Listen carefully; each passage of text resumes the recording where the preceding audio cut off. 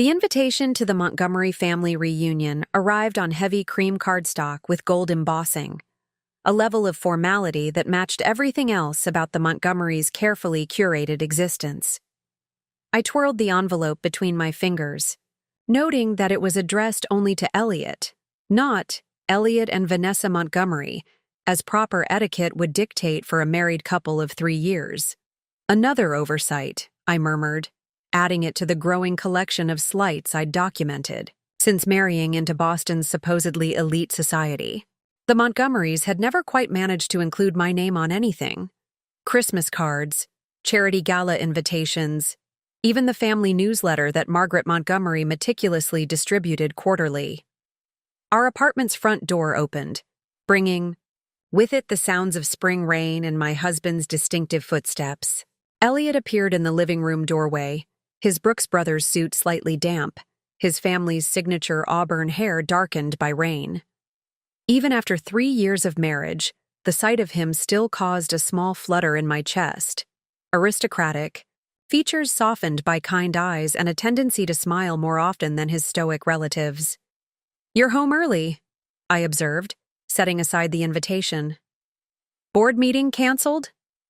"Postponed." Lawrence came down with something. He loosened his tie, crossing the room to kiss my forehead. "Anything interesting in the mail?" I handed him the invitation. The annual Montgomery summer gathering. Apparently, I continue to be unworthy of direct acknowledgement. Elliot sighed, scanning the card. "Mother's secretary handles these. I'm sure it was an oversight." 3 years of oversights becomes a pattern, don't you think? I kept my tone light, despite the familiar tension building between us. "At what point do I officially exist to your family?" "Nessa, please." "Not tonight." He ran a hand through his damp hair, a gesture I'd learned indicated genuine distress rather than mere annoyance. "The Miller acquisition is falling apart. Father's breathing down my neck about quarterly projections, and I've got a migraine. Building." The practiced response died on my lips. 3 years of marriage had taught me when to press and when to retreat. Tonight, with the tightness around his eyes confirming the migraine claim, was a moment for retreat. "I'll get your medication," I offered, heading toward our bathroom.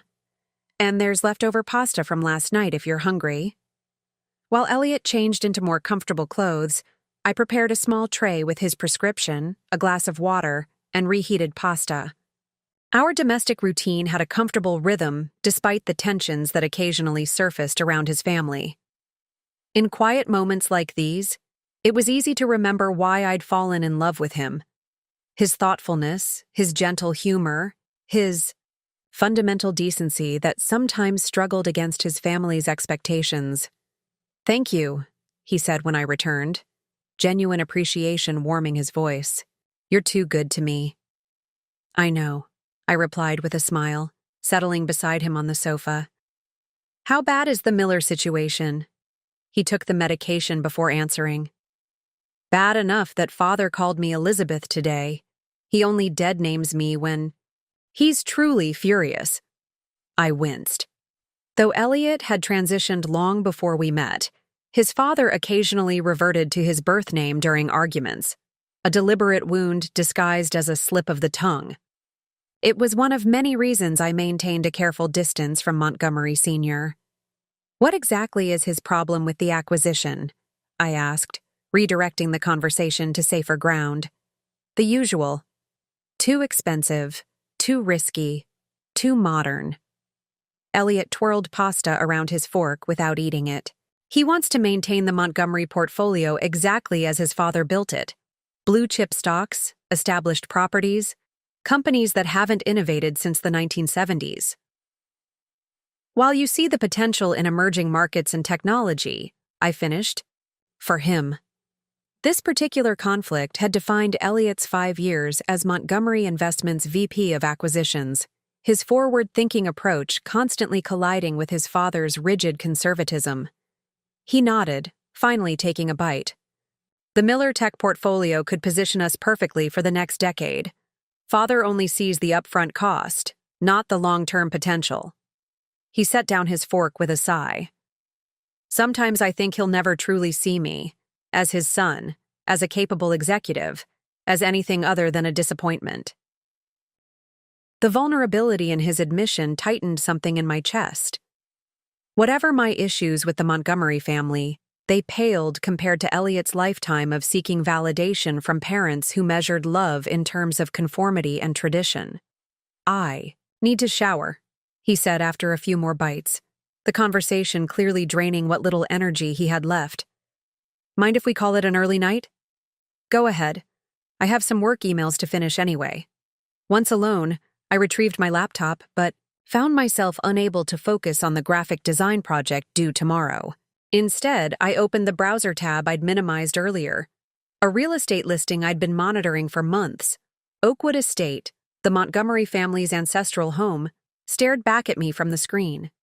7 bedrooms, 5 baths, 12 acres of prime Massachusetts countryside, and a history dating back to 1887, when Elliot's great-great-grandfather built it with railroad money. The estate that had hosted generations of Montgomery celebrations, the symbolic heart of family identity that Elliot's sister had once told me I would never truly be part of. And it was for sale, quietly, discreetly, through a private listing, handled by a boutique agency specializing in properties that changed hands without public knowledge. The kind of listing only visible to those specifically seeking it, or, in my case, those who happened to have designed the agency's website and maintained access to their back-end systems. The asking price made my stomach clench. $4.2 million, a fortune by normal standards, but actually undervalued given the property and its historical significance. The Montgomerys were selling their heritage at a discount, and based on the listing details, they needed to close quickly. What the family didn't know, what even Elliot didn't know, was that I could afford it. The graphic design business I'd built was merely my visible occupation, a passion that paid well but not exceptionally. My actual wealth came from my other identity, one carefully separated from my married life. V.C. Chen, creator of the TradeWise investment algorithm that had revolutionized day trading for individual investors. The software I'd sold 2 years. Ego for 8 figures, the windfall I'd never disclosed to anyone, including my husband. I hadn't deliberately hidden my wealth from Elliot, not initially. When we first met, the algorithm was still in development, more potential than profit. By the time the acquisition offer came, we were already married, already established in certain patterns, me as the creative professional with a modest income, him as the Montgomery heir with the family money and corresponding expectations.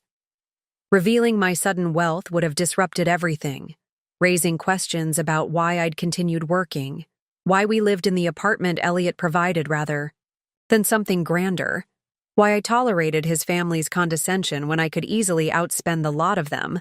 So I'd kept the money separate, managed through anonymous LLCs and offshore accounts, telling myself I was waiting for the right moment to share the truth. Now, staring at Oakwood Estate's listing, I wondered if that moment had finally arrived, not as a gentle revelation, but as a power move that would forever change my relationship with the Montgomery family. My phone chimed with a text notification, interrupting my thoughts. The message was from an unknown number, but the content immediately identified the sender. Vanessa, Bradford Winters here. Received your inquiry about Oakwood. Montgomerys are motivated sellers. Offer needs to be clean, quick closing. Call me. If serious. Bradford Winters, the real estate agent handling the listing. I'd submitted an anonymous expression of interest through the website 2 days ago, not expecting such a prompt response. I glanced toward the bedroom, where Elliot was, still showering, unaware that his wife was contemplating buying his family's ancestral home out from under them. The Montgomerys needed money, needed a quick sale, and needed discretion, all of which played perfectly into my hands. The question was no longer if I could buy Oakwood Estate, but if I should, and what exactly I intended to do with it once. I owned the property that represented generations of Montgomery pride and privilege, and perhaps more importantly, how Elliot would react when he discovered that his temporary wife, as I'd overheard his mother describe me at last year's Christmas gathering, had become the owner of his family's most treasured possession. Bradford Winter's office exuded old money discretion, mahogany paneling, leather-bound real estate portfolios, and not a computer in sight. The man himself matched his surroundings. 60-something, Ivy League posture, and a handshake that communicated both warmth and assessment. He'd been selling exclusive properties to Boston's elite families since before I was born. "Mrs. Montgomery," he greeted me, using the name I rarely embraced. "A pleasure to meet in person. May I offer coffee? Tea, perhaps?" "Coffee, thank you." I settled into the visitor's chair, deliberately adopting the casual confidence of someone accustomed to multi-million-dollar transactions. Black. While his assistant prepared our drinks, Bradford opened a leather folio containing photographs of Oakwood Estate, professional shots that captured the property's grandeur while tastefully minimizing areas that needed restoration. Recognized most spaces from the few times I'd been permitted to visit for formal family events, though some rooms had been strategically excluded from guest access. "The property has been in the Montgomery family for 5 generations," Bradford explained, watching my reactions carefully. "This is the first time it's changing hands since its construction, a truly historic opportunity." "Let's be direct, Mr. Winters," I suggested as his assistant delivered our coffee and discreetly withdrew. "Why are the Montgomerys selling their ancestral home? And why so quietly?" Bradford's practiced smile flickered briefly. "I'm not at liberty to discuss my client's motivations." "Then let me phrase it differently. How motivated are the sellers?" "The listing price is below market value for the acreage alone, not counting the historical significance." He took a deliberate sip of coffee before responding. "The Montgomerys are seeking a certain expediency in this transaction. The price reflects their desire for a clean, swift closing with minimal complications." "Financial difficulties?" I pressed, though I already suspected the answer. Montgomery Investments had been losing market share for years under Charles Montgomery's rigid leadership while maintaining the appearance of prosperity through increasingly elaborate financial gymnastics. "I couldn't possibly comment," Bradford demurred, though his expression confirmed my suspicions. "What I can say is that the family hopes to find a buyer who will appreciate Oakwood's heritage and significance." I nearly laughed at the irony. The Montgomerys wanted a buyer who appreciated their heritage, while they'd spent 3 years making it abundantly clear that I would never be considered part of that heritage. "I appreciate directness, Mr. Winters, so I'll offer the same. I'm prepared to meet the asking price, all cash, with closing in 30 days. I placed my coffee cup precisely on its saucer. "However, I have 3 non-negotiable conditions." Bradford's eyebrows rose slightly, the closest he'd come to showing. "Surprise. I'm listening." "First, the transaction must be handled through my LLC with absolute confidentiality. No disclosure of the beneficial owner to anyone, including the Montgomerys." I counted off on my fingers. "Second, I want exclusive access to the property for assessment and planning before closing. Third, I require all historical documentation related to the estate, architectural plans, historical photographs, family records pertaining to renovations or changes." "The confidentiality is standard," Bradford noted, "though typically for privacy rather than deliberate anonymity. The access can be arranged. The family records—" He hesitated. "That may be more challenging. The Montgomerys are quite protective of their archives. Those are my terms." I maintained steady eye contact. "The family can accept a quick, clean sale at asking price with those conditions, or they can place Oakwood on the open market and deal with the social fallout of publicly selling their heritage." Bradford studied me with new interest, clearly, reassessing the graphic designer wife of Elliot Montgomery. "May I ask why you're pursuing this particular property, Mrs. Montgomery, given the unique circumstances?" The question was delicately phrased but unmistakable. Why was I buying my in-laws' home without their knowledge? Let's just say I see its potential. I smiled, both as an investment and as a statement. A statement, he repeated carefully. I see. Do you? I tilted my head slightly. I'm not sure anyone in the Montgomery circle truly sees me, Mr. Winters. Perhaps that's about to change. Our meeting concluded with practiced cordiality, Bradford promising to present my terms to the family. Through their attorney, maintaining my anonymity while advocating for my conditions. As I departed his wood-paneled sanctuary for the bright spring morning outside, I felt a curious lightness. After 3 years of passive acceptance, I had finally taken concrete action. My phone buzzed with a text from Elliot. Lunch today? Father canceled our meeting. The casual message highlighted how completely separate I'd kept this aspect of my life from my husband. While I was making arrangements to purchase his family estate, he was thinking about lunch options, unaware of the collision course I'd set in motion. Can't today. Deadline for the Baxter website. Tomorrow? I responded, the half-truth coming easily after years of compartmentalizing my financial identity. 3 blocks from Bradford's office, I entered the gleaming tower housing Chen Ventures, the investment firm that officially managed my algorithm proceeds. Jessica Chen, no relation, just a convenient coincidence, had been handling my portfolio since the software sale, turning 8 figures into 9 through shrewd investments. She'd also established the network of LLCs that kept my wealth private while remaining technically legal. The Sycamore LLC structure is ready, Jessica confirmed, once we were seated in her minimalist office, all glass and steel in contrast to Bradford's mahogany tradition. Clean, untraceable back to you personally.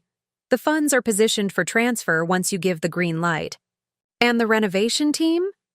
On standby. Architectural preservation specialists, interior designers, landscape architects, all signed NDAs and ready to begin assessment as soon as you have access.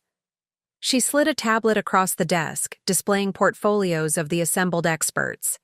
Top-tier talent, as requested. I scrolled through the credentials, satisfied with her selections. Perfect. We'll need to move quickly once we have approval. I want plans finalized before the Montgomerys even realize the property has changed hands. Jessica studied me with the same careful assessment Bradford had shown earlier, though her perspective came from 3 years of professional relationship rather than Boston's social hierarchies. You know, I don't typically comment on clients' personal motivations, she began cautiously, but this transaction seems particularly personal. Are you certain about the approach? Keeping your husband in the dark about something this significant. I'm not doing anything illegal, I interrupted, more defensively than intended. Or even unethical. The property is for sale. I'm a qualified buyer. The fact that the sellers don't know my identity is their oversight, not my deception. Of course, Jessica conceded, though her expression remained concerned. I'm just suggesting that significant marital assets typically warrant discussion between spouses. This isn't a marital asset, I corrected her. It's my separate property, purchased with funds Elliot doesn't even know exist, funds I earned before our marriage. The technical truth of this statement didn't fully address the moral complexity, and Jessica was too intelligent not to recognize that. But she was also too professional to push further after my clear boundary setting. Understood. We'll proceed as planned. She made a note on her tablet. I've scheduled the financial team for Thursday to handle the initial deposit. Assuming the Montgomerys accept your terms, we can begin the closing process immediately. As I left the financial district, spring sunshine warming the city around me, I found myself questioning my own certainty. The practical aspects were falling neatly into place. The LLC structure, the renovation team, the financing, but the personal implications remained murky. What exactly did I hope to accomplish by purchasing Oakwood? Was it purely revenge for years of subtle exclusion? Or something more complex, a reclaiming of space I'd been denied? A tangible assertion of my right to exist in their world? And, more importantly, What would this mean for Elliot? My husband stood at the uncomfortable intersection of all these dynamics. Son of the family that had subtly rejected me. Husband who had never quite managed to make them accept me. Heir to a legacy I was now purchasing without his knowledge. My phone chimed with a calendar reminder. Dinner at Elliot's sister's home that evening. Catherine Montgomery Russell, the family member who had most openly questioned my suitability as Elliot's wife, was hosting a small gathering to celebrate her husband's partnership at his law firm. Another evening of calculated politeness and carefully disguised condescension.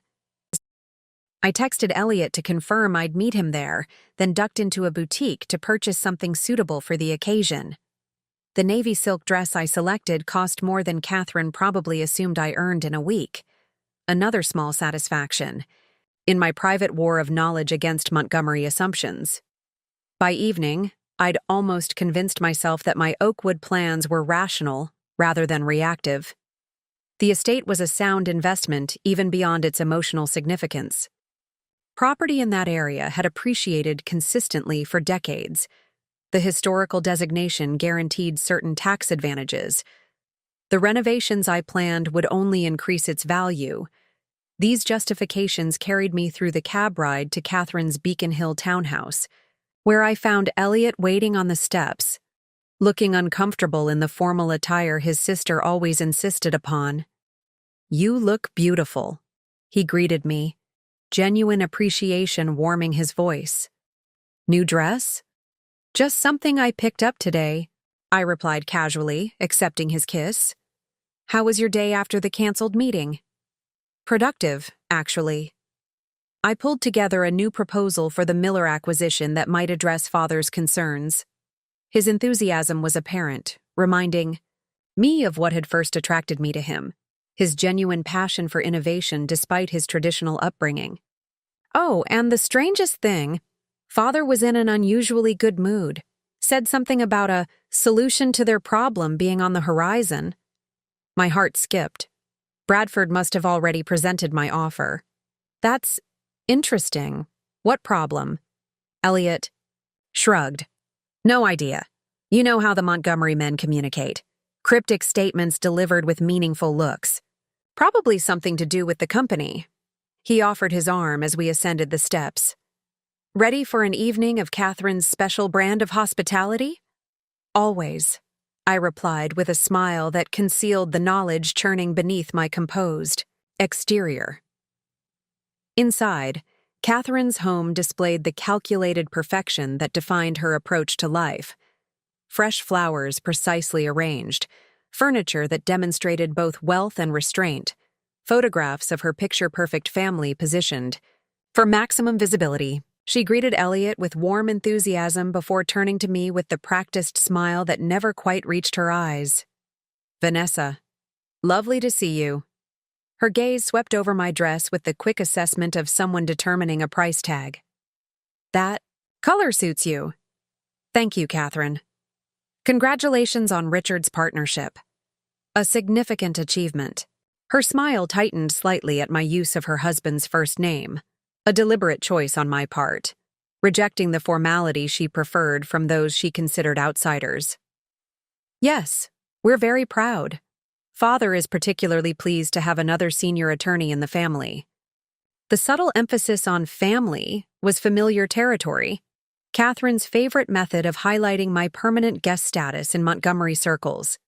Tonight, however, her usual tactics sparked less resentment than amusement.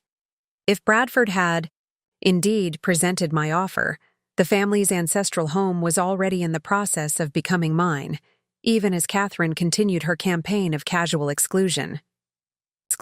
The evening proceeded with predictable dynamics, Charles Montgomery dominating conversation from the head of the table, Margaret offering polite but minimal engagement with any topic I introduced, Catherine orchestrating the flow of interaction to maintain proper Montgomery hierarchy. Elliot alternated between genuine participation and the quiet withdrawal I recognized as his defense mechanism against family tension. After dinner, the men retreated to Richard's study, a Montgomery tradition I'd long since stopped trying to challenge. while Catherine led her mother and me to the sitting room for coffee. "Have you settled on your contribution to the family reunion, Vanessa?" Margaret asked once we were seated, her tone suggesting an exam I was unprepared for. "Catherine is handling the historical display, of course. Perhaps you could assist with something appropriate to your skills." 3 years of marriage, and my mother-in-law still approached my involvement in family events as a problematic necessity rather than a welcome inclusion. "Actually, I thought I might help with the photography," I replied smoothly. "Professional. Documentation of what might be the last reunion at Oakwood would be meaningful, don't you think?" The momentary freeze in both women's postures confirmed what I'd suspected. They knew the estate was being sold, but assumed the information was contained within the family circle. "What an unusual suggestion." Catherine recovered first, her voice carefully modulated. "What makes you think it would be the last gathering at Oakwood?" I maintained an expression of innocent confusion. "Oh, I just assumed, with maintenance. Costs for historical properties being so prohibitive these days." Elliot mentioned something about the estate becoming a financial consideration. The deliberate vagueness was calculated to prompt further reaction. Margaret's teacup clattered slightly against its saucer. "Elliot discussed Oakwood's financial matters with you?"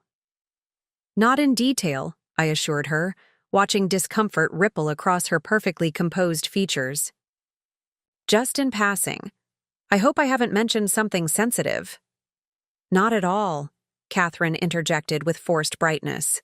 "Mother, didn't you want to show Vanessa the new family history book Richard had bound? The one with the Oakwood architectural drawings?" The clumsy redirection would have been amusing if it weren't so telling. Whatever financial pressures had forced the Montgomerys to sell their ancestral home, they were clearly desperate to maintain the appearance of control and prosperity. Before Margaret could respond, my phone chimed with an email notification. Ordinarily, I would have ignored it during a family gathering, but the preview showed Bradford Winter's name. "Excuse me," I murmured, rising with my phone. "Work emergency. Design deadlines wait for no one, I'm afraid." In the hallway, safely out of earshot, I opened the email. "Mrs. Montgomery, the sellers have accepted your terms with one modification. They request a 45-day closing period rather than 30, with a non-refundable deposit of $500,000 to secure the extended timeline.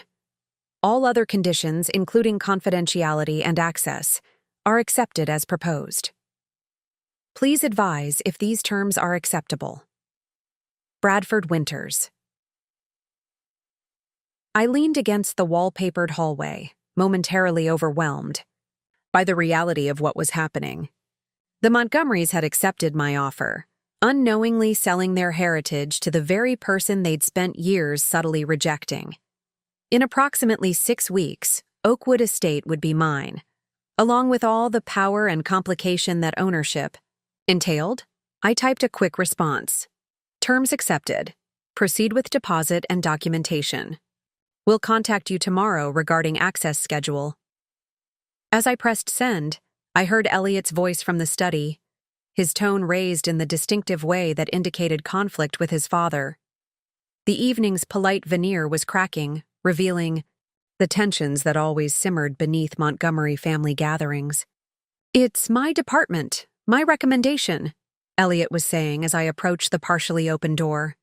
"The Miller acquisition would position us for actual growth instead of just maintaining the status quo."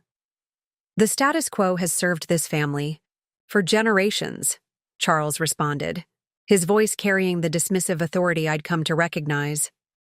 "Your progressive ideas nearly bankrupted the London office. If you'd simply follow the Montgomery approach..." "The Montgomery approach is exactly why we're having to sell Oakwood." Elliot's interruption silenced the room. "If you'd listened to my investment recommendations 3 years ago instead of dismissing them as trendy gambles, we wouldn't be in this position.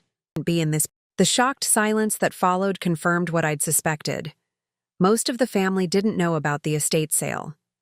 Charles had kept the financial necessity from everyone except Margaret and apparently Elliot, whose outburst had just exposed the secret. What is Elliot talking about?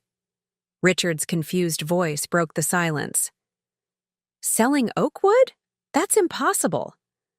I stepped back from the door, not wanting to be caught eavesdropping on this pivotal family moment. As I retreated down the hallway, Catherine emerged from the sitting room, her expression tight with concern. Vanessa, she said, visibly startled to find me in the hallway. Mother is asking for you. Something about your photography suggestion. Of course. I smiled pleasantly, as if I hadn't just heard her brother expose their family's financial crisis. I should check on Elliot first. I heard raised voices. Men's discussions, Catherine dismissed with forced casualness. Business matters. Nothing for you to concern yourself with. The patronizing response might have irritated me any other time, but now it merely reinforced the perfect symmetry of my Oakwood purchase. Catherine believed business matters, particularly Montgomery business matters, were beyond my concern, even as I was in the process of acquiring her family's most valuable asset. I'll return to the sitting room then, I conceded, leaving her to handle the unfolding drama in the study.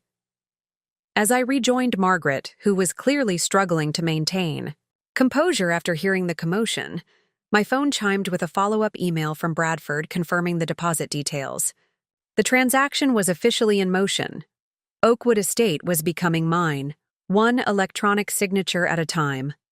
Margaret looked up at me with uncharacteristic vulnerability, her usual poise shaken by whatever she'd heard or sensed from the study. Was that Elliot? Is everything all right? Just men being men, I echoed Catherine's dismissal with deliberate irony. Business matters. Nothing for us to concern ourselves with. The familiar words landed differently coming from me, and something in Margaret's expression suggested she recognized the subtle mockery.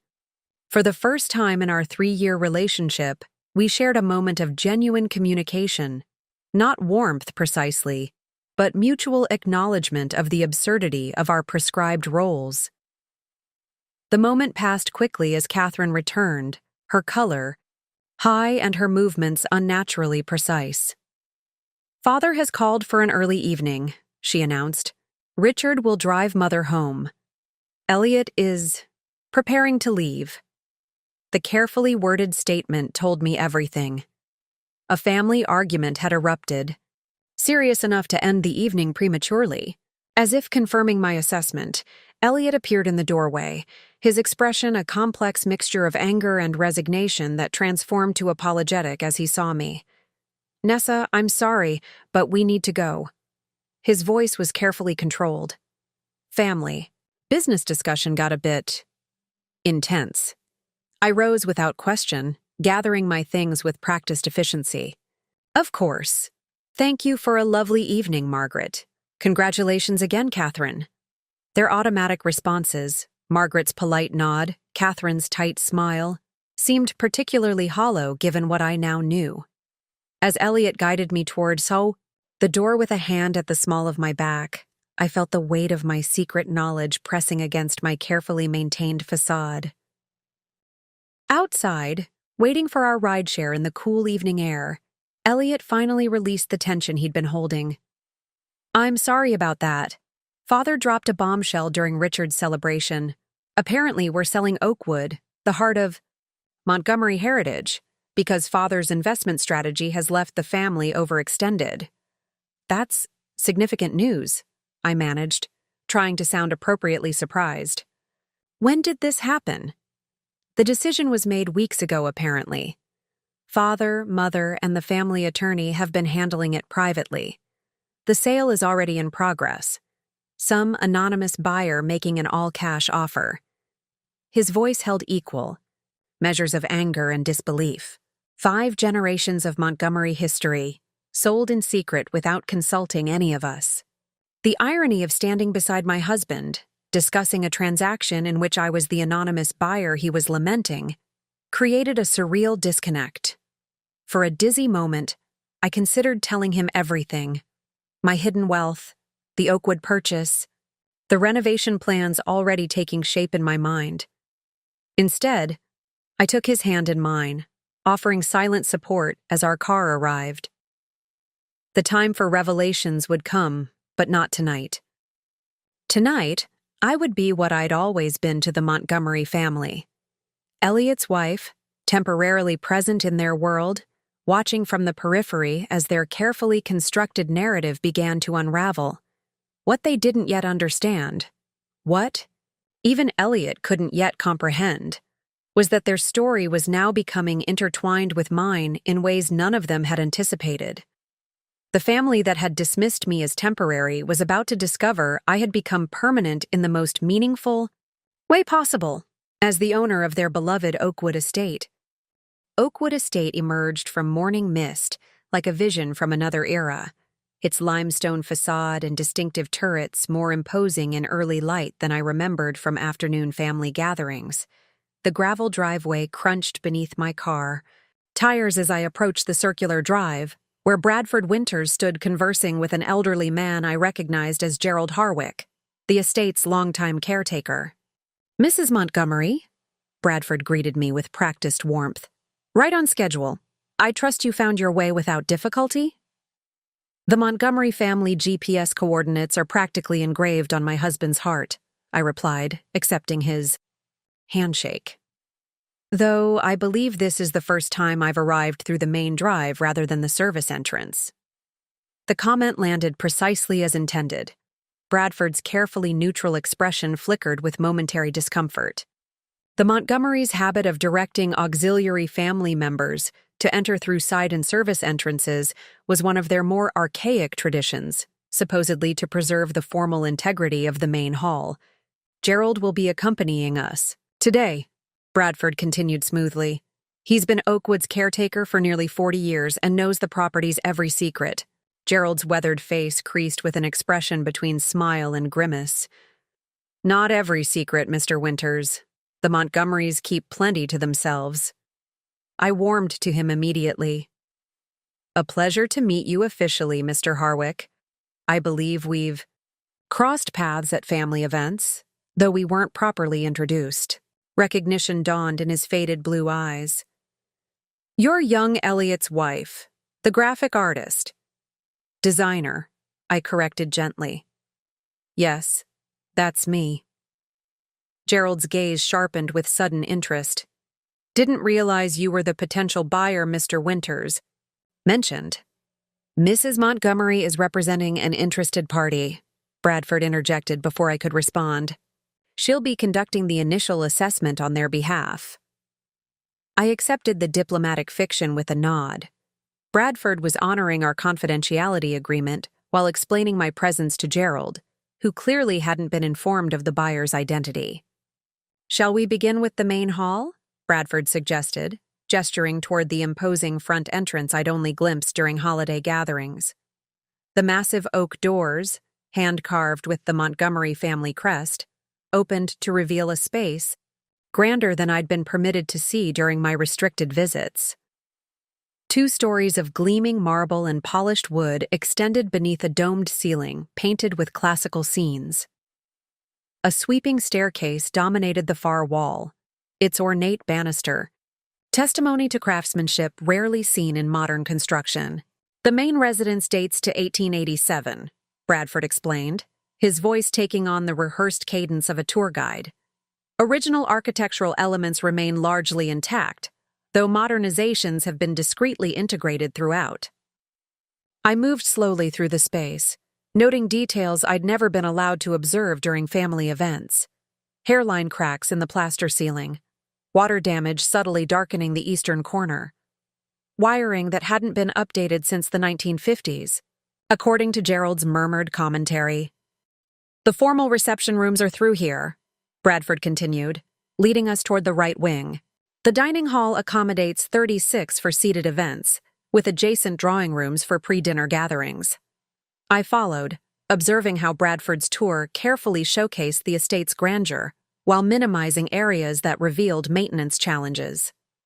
The practiced performance reminded me of the Montgomerys themselves, presenting immaculate facades while concealing structural issues beneath. "I'd like to see the less formal areas as well," I interjected as Bradford steered us toward another showcase room. Service areas, mechanical spaces, the north wing I've heard mentioned. Bradford hesitated, exchanging a glance with Gerald. Of course, though some areas have been closed for renovation and might not present the property's best aspects. Closed because nobody wants to spend money fixing them, Gerald muttered, just loudly enough for me to hear. North wing hasn't been properly inhabited since the 80s. That's exactly what I need to see, I insisted. A comprehensive understanding of the property's condition is essential for accurate renovation planning. Gerald's keys jangled as he selected an older, tarnished specimen from his collection. Need the original key for that wing. Been a while since anyone's been up there. As we traversed the east corridor toward the north wing, I noticed how the polished grandeur of public spaces gradually gave way to more evident neglect. Faded wallpaper, worn carpets, the subtle mustiness of underventilated rooms. The family only maintains about 40% of the rooms for actual use, Gerald explained as we proceeded. The rest are kept presentable enough for appearances, but... He gestured toward water stains mapping the ceiling like faded continents. Maintenance priorities have shifted in recent years. Budget constraints, Bradford translated diplomatically. Though the historical integrity remains impeccable. I ran my fingers along the mahogany paneling, feeling the slight tackiness where varnish had deteriorated. When was the last major renovation? 1992, Gerald answered before Bradford could interject. After the fire in the East Wing. Insurance covered most of it, but Mr. Charles insisted on historical accuracy that exceeded the payout. Had to liquidate some investments to cover the difference. Bradford cleared his throat pointedly. Perhaps we should focus on the master suite next. It's the architectural jewel of the second floor. But I was more intrigued by Gerald's casual revelation. There was a fire? I've never heard it mentioned. Montgomerys don't discuss family embarrassments, Gerald replied with the frankness of someone who'd observed too much to maintain pretense. Especially ones started by family members. Bradford's professional composure visibly strained. Gerald, I'm not sure these historical anecdotes are relevant to Mrs. Montgomery's assessment. On the contrary, I countered, as a potential investor, historical incidents affecting the property's structure are extremely relevant. Please continue, Mr. Harwick. Gerald's weathered face crinkled with something between amusement and approval. Young Thomas Montgomery, Charles's brother, had a laboratory set up in the East Wing. Chemistry experiments or some such. One went wrong, caught the curtains. Thomas managed to contain it to 3 rooms, but the smoke damage extended throughout. The wing. I wasn't aware Elliot had an uncle, I said, genuinely surprised. In 3 years of marriage, I'd never heard mention of Charles having a sibling. Not surprised, Gerald muttered. Thomas has been persona non grata since the mid-90s. Family schism after the fire investigation. Bradford interrupted with forced cheer. The master suite features original Tiffany glass in the sitting room windows, quite spectacular in morning light. I allowed the diversion, following Bradford toward the southern end of the hallway while mentally filing away this new information. The Montgomery family tree apparently had branches I'd never been shown. Another piece of history deemed unsuitable for sharing with the temporary wife. The master suite proved as impressive as Bradford promised. A 4-room complex with 12-foot ceilings, marble fireplaces, and views across the meticulously maintained formal gardens. Margaret Montgomery's taste dominated the decor. Traditional, expensive, and aggressively unremarkable. The kind of luxury designed to communicate legacy rather than personality. The primary bathroom was updated in 2010, Bradford noted as we entered a space larger than my first apartment.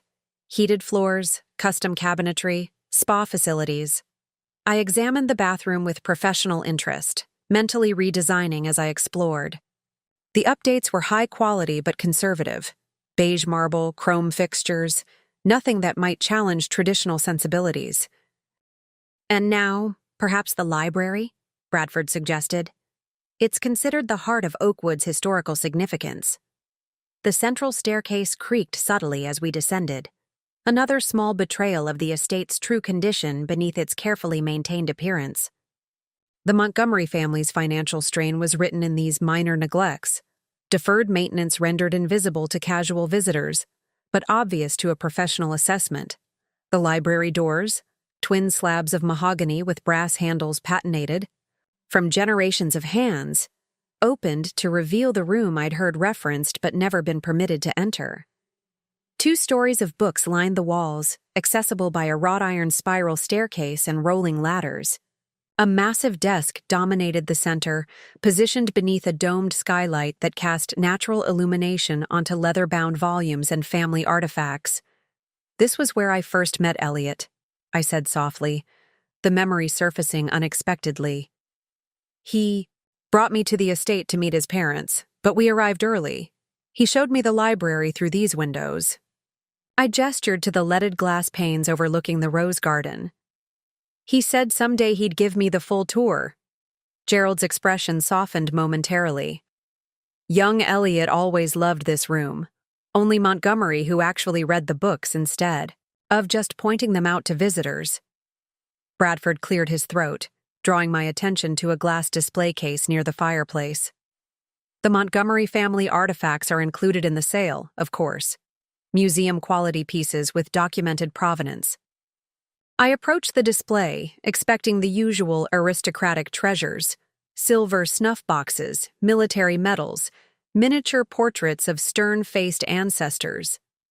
Instead, I found myself staring at scientific instruments: a brass microscope, laboratory, scales, specimen jars with faded labels, a collection of geological samples. "Thomas Montgomery's collection," Gerald explained, noting my interest. "Before the fire and the falling out, Charles kept them on display but never talks about them." "What exactly was the nature of this falling out?" I asked, intrigued by this hidden family narrative. Gerald exchanged a glance with Bradford, who sighed in resignation. "It's not my place to gossip about family matters," Gerald began, then continued anyway. "But since you're potentially taking ownership, Thomas was the scientific one. Brilliant by all accounts. Had a research position at MIT while Charles was building the investment firm. After the fire, the insurance investigation suggested potential intentionality." "Arson?" I clarified, surprised. "Never proven," Bradford interjected hastily. "And completely resolved with the insurers." Gerald nodded. "Resolved because Charles paid them off to avoid scandal. But he believed Thomas had said it deliberately, something about needing research funds the family had refused to provide. Thomas denied it, of course, but Charles banished him anyway. Cut him from the family completely, removed his photos from the albums, the whole Montgomery erasure treatment." The story resonated uncomfortably with my own experience of Montgomery family dynamics. The rigid expectations, the binary division between acceptable and unacceptable behavior, the willingness to excise those who failed to conform. "Where is Thomas now?" I asked. "Last I heard, teaching at some university in Colorado," Gerald replied. "Never married, no children. Charles made sure the inheritance bypassed him completely." Bradford moved toward the door with pointed intent. "The dining room features some spectacular woodwork we shouldn't miss." But I remained by the display case, studying Thomas Montgomery's scientific relics, preserved yet hidden in plain sight, acknowledged yet erased from family narrative. There was something poetically appropriate about these artifacts surviving, in the heart of Oakwood despite the family's best efforts to remove their creator from memory. "I'd like to see the areas that need the most significant repairs," I announced, turning from the display. "No need to showcase only the well-maintained spaces." Bradford's professional smile tightened. "Of course, though I should mention that the North Wing's third floor has some structural issues that make access inadvisable without—" "That's exactly what I need to see," I interrupted. "A comprehensive understanding of the property's condition is essential for accurate renovation planning." Gerald's keys jangled as he selected an older, tarnished specimen from his collection. Need the original key for that wing. Been a while since anyone's been up there. As we traversed the main hall toward the north wing, I noticed Gerald studying me with renewed interest. Didn't expect one of the Montgomery wives to care about structural issues, he commented. Especially not Elliot's wife. What's that supposed to mean? I asked, more curious than offended. Gerald shrugged.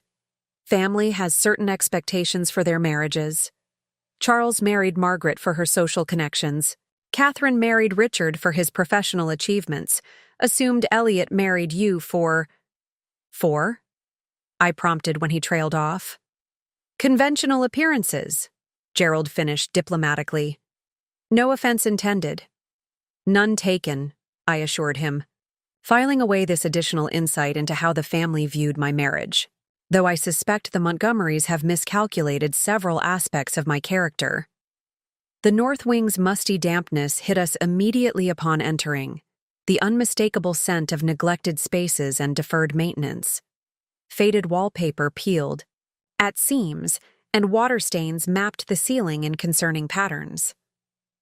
The roof issues are most severe above the guest quarters, Bradford explained, as Gerald unlocked a door that groaned in protest.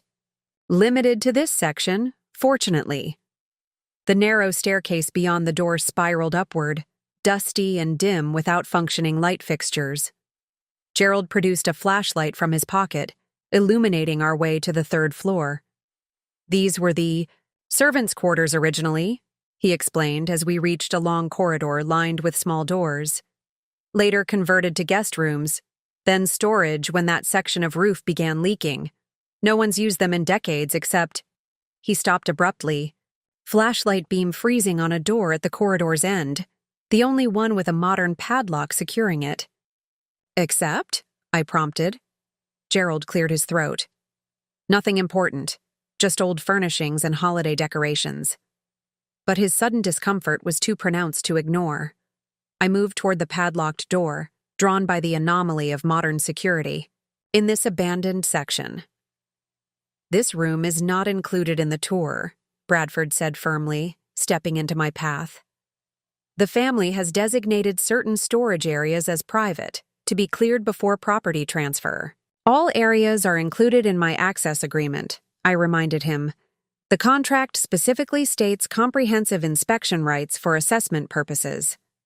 Nevertheless, Bradford began, but stopped when Gerald unexpectedly stepped forward. Key ring extended. She's right, the caretaker said quietly. If she's buying the place, she ought to know what she's getting. He selected a newer key from his collection. Besides, Charles won't know we showed her. He never comes up here. Bradford's protest died unspoken as Gerald unlocked the padlock and pushed open the heavy door, releasing the distinct odor of oil paint and mineral spirits. His flashlight beam revealed not storage but an art studio, easels covered in drop cloths, shelves lined with paint tubes and brushes, canvases stacked against walls. "What is this place?" I asked, stepping inside despite Bradford's visible distress. "Miss Margaret's studio," Gerald answered, flipping a switch that illuminated the space with soft track lighting. "Been painting up here for decades. Secret from Mr. Charles." I moved through the space in astonishment, taking in the extensive setup that spoke of serious artistic commitment. Hundreds of completed canvases leaned against the walls in stacked rows. Landscapes, abstracts, figure studies, all showing considerable technical skill and artistic vision. "I don't understand," I said, examining a striking abstract that would have looked at home in any contemporary gallery. "Margaret Montgomery is an artist? Why would this be secret from her husband?" Gerald sighed heavily. "Mr. Charles doesn't approve of artistic pursuits, considers them frivolous, unproductive. Miss Margaret painted before they married, even had some success with exhibitions in her youth. After the wedding, he made her promise to focus on appropriate activities, charity committees, social organizing, family management. So she created this hidden studio," I concluded, a new understanding of my mother-in-law blooming. And has been painting in secret for what? 40 years? 47, Gerald confirmed. I helped her set it up the year after they married. Only person who knows besides me is her sister in New York, who sells some pieces occasionally through connections. There. I turned slowly, absorbing the magnitude of this revelation. The carefully controlled, socially perfect Margaret Montgomery, the woman whose disapproval I'd felt for 3 years, had maintained a secret creative life in defiance of her husband's expectations. Behind her proper Boston socialite facade was a serious artist whose work demonstrated genuine talent and decades of dedicated practice. "Does Elliot know?" I asked, examining a recent canvas dated just months ago. Gerald shook his head. "Nobody in the family knows. Miss Margaret was adamant about that, afraid Mr. Charles would find out if any of the children knew." The parallel to my own hidden identity struck me with uncomfortable clarity. I, too, kept a significant part of myself concealed from my spouse, my financial success, my true professional achievements. Like Margaret, I'd created a separate space for this hidden self, accessible only through carefully guarded barriers. "What will happen to her work when the property sells?" I asked, running my fingers along an empty canvas prepared for a project that might never be completed. "That's the real reason Mr. Charles kept this wing off the official tour," Bradford admitted reluctantly. "Mrs. Montgomery has been given 3 months after closing to remove personal items from designated areas. This studio is specifically identified in the contract addendum, though not explicitly described." I studied a self-portrait Margaret had placed facing the wall, a striking image of a younger woman with fierce eyes and confident brushstrokes. Nothing like the controlled matriarch I'd come to know. "She doesn't know who's buying the property, does she?" I asked. "No one does," Bradford confirmed. "That was your required condition."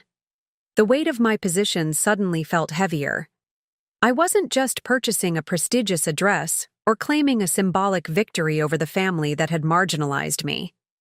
I was potentially destroying Margaret, Montgomery's sanctuary, the one space where she existed as herself rather than as an extension of her husband's expectations. "I've seen enough for today," I announced, unable to process this new dimension amid the dust and fading light. "Please secure the room exactly as we found it." As Gerald relocked the padlock, I noticed a small signature in the corner of a canvas, leaning near the door, not Margaret Montgomery, but M. Winters. Her maiden name, I realized. Her identity before it was subsumed by marriage. The revelation followed me through the remainder of our tour, casting the estate in new complexity. Oakwood wasn't simply the embodiment of Montgomery privilege and exclusion. It was also the container of secrets and suppressed identities, Thomas's scientific pursuits, Margaret's artistic expression, and how many other hidden truths buried beneath its respectable facade. When we finally emerged into the afternoon sunlight, my perception of the purchase had fundamentally shifted. What had begun as an act of assertion, even revenge, against a family that had dismissed me now, carried unexpected moral dimensions.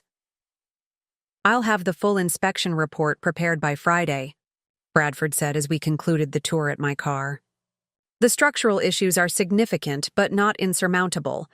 Preservation tax credits would offset much of the renovation expense."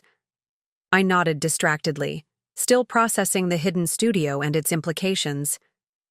"Please ensure your report includes all maintenance requirements, not just the presentable spaces." "Of course." He hesitated before adding, "About the third-floor studio." "I saw nothing that requires special notation," I interrupted deliberately. "Just general storage requiring standard clearance before closing." Relief crossed his features. "Understood. I'll convey your discretion to the sellers."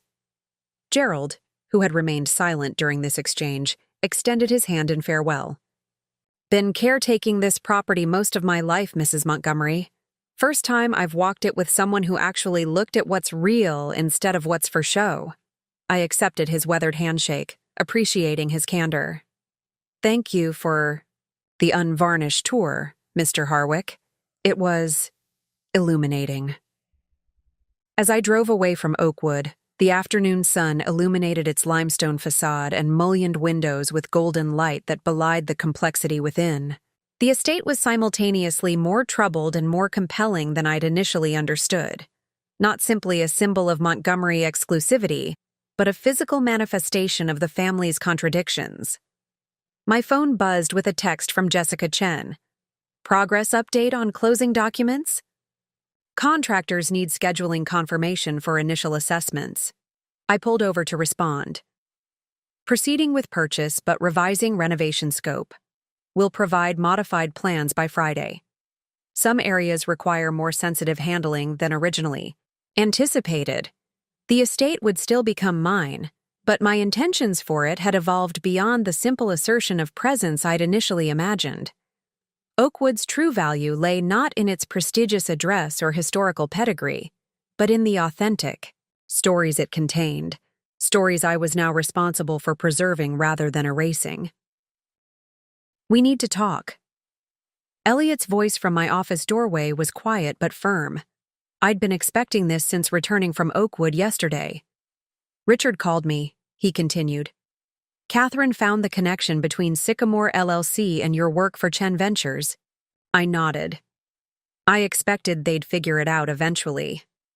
So it's true? You're buying Oakwood? Yes. The sale is in progress. 45-day closing. Elliot approached slowly. With what money, Vanessa? We have joint accounts. What we have, yes.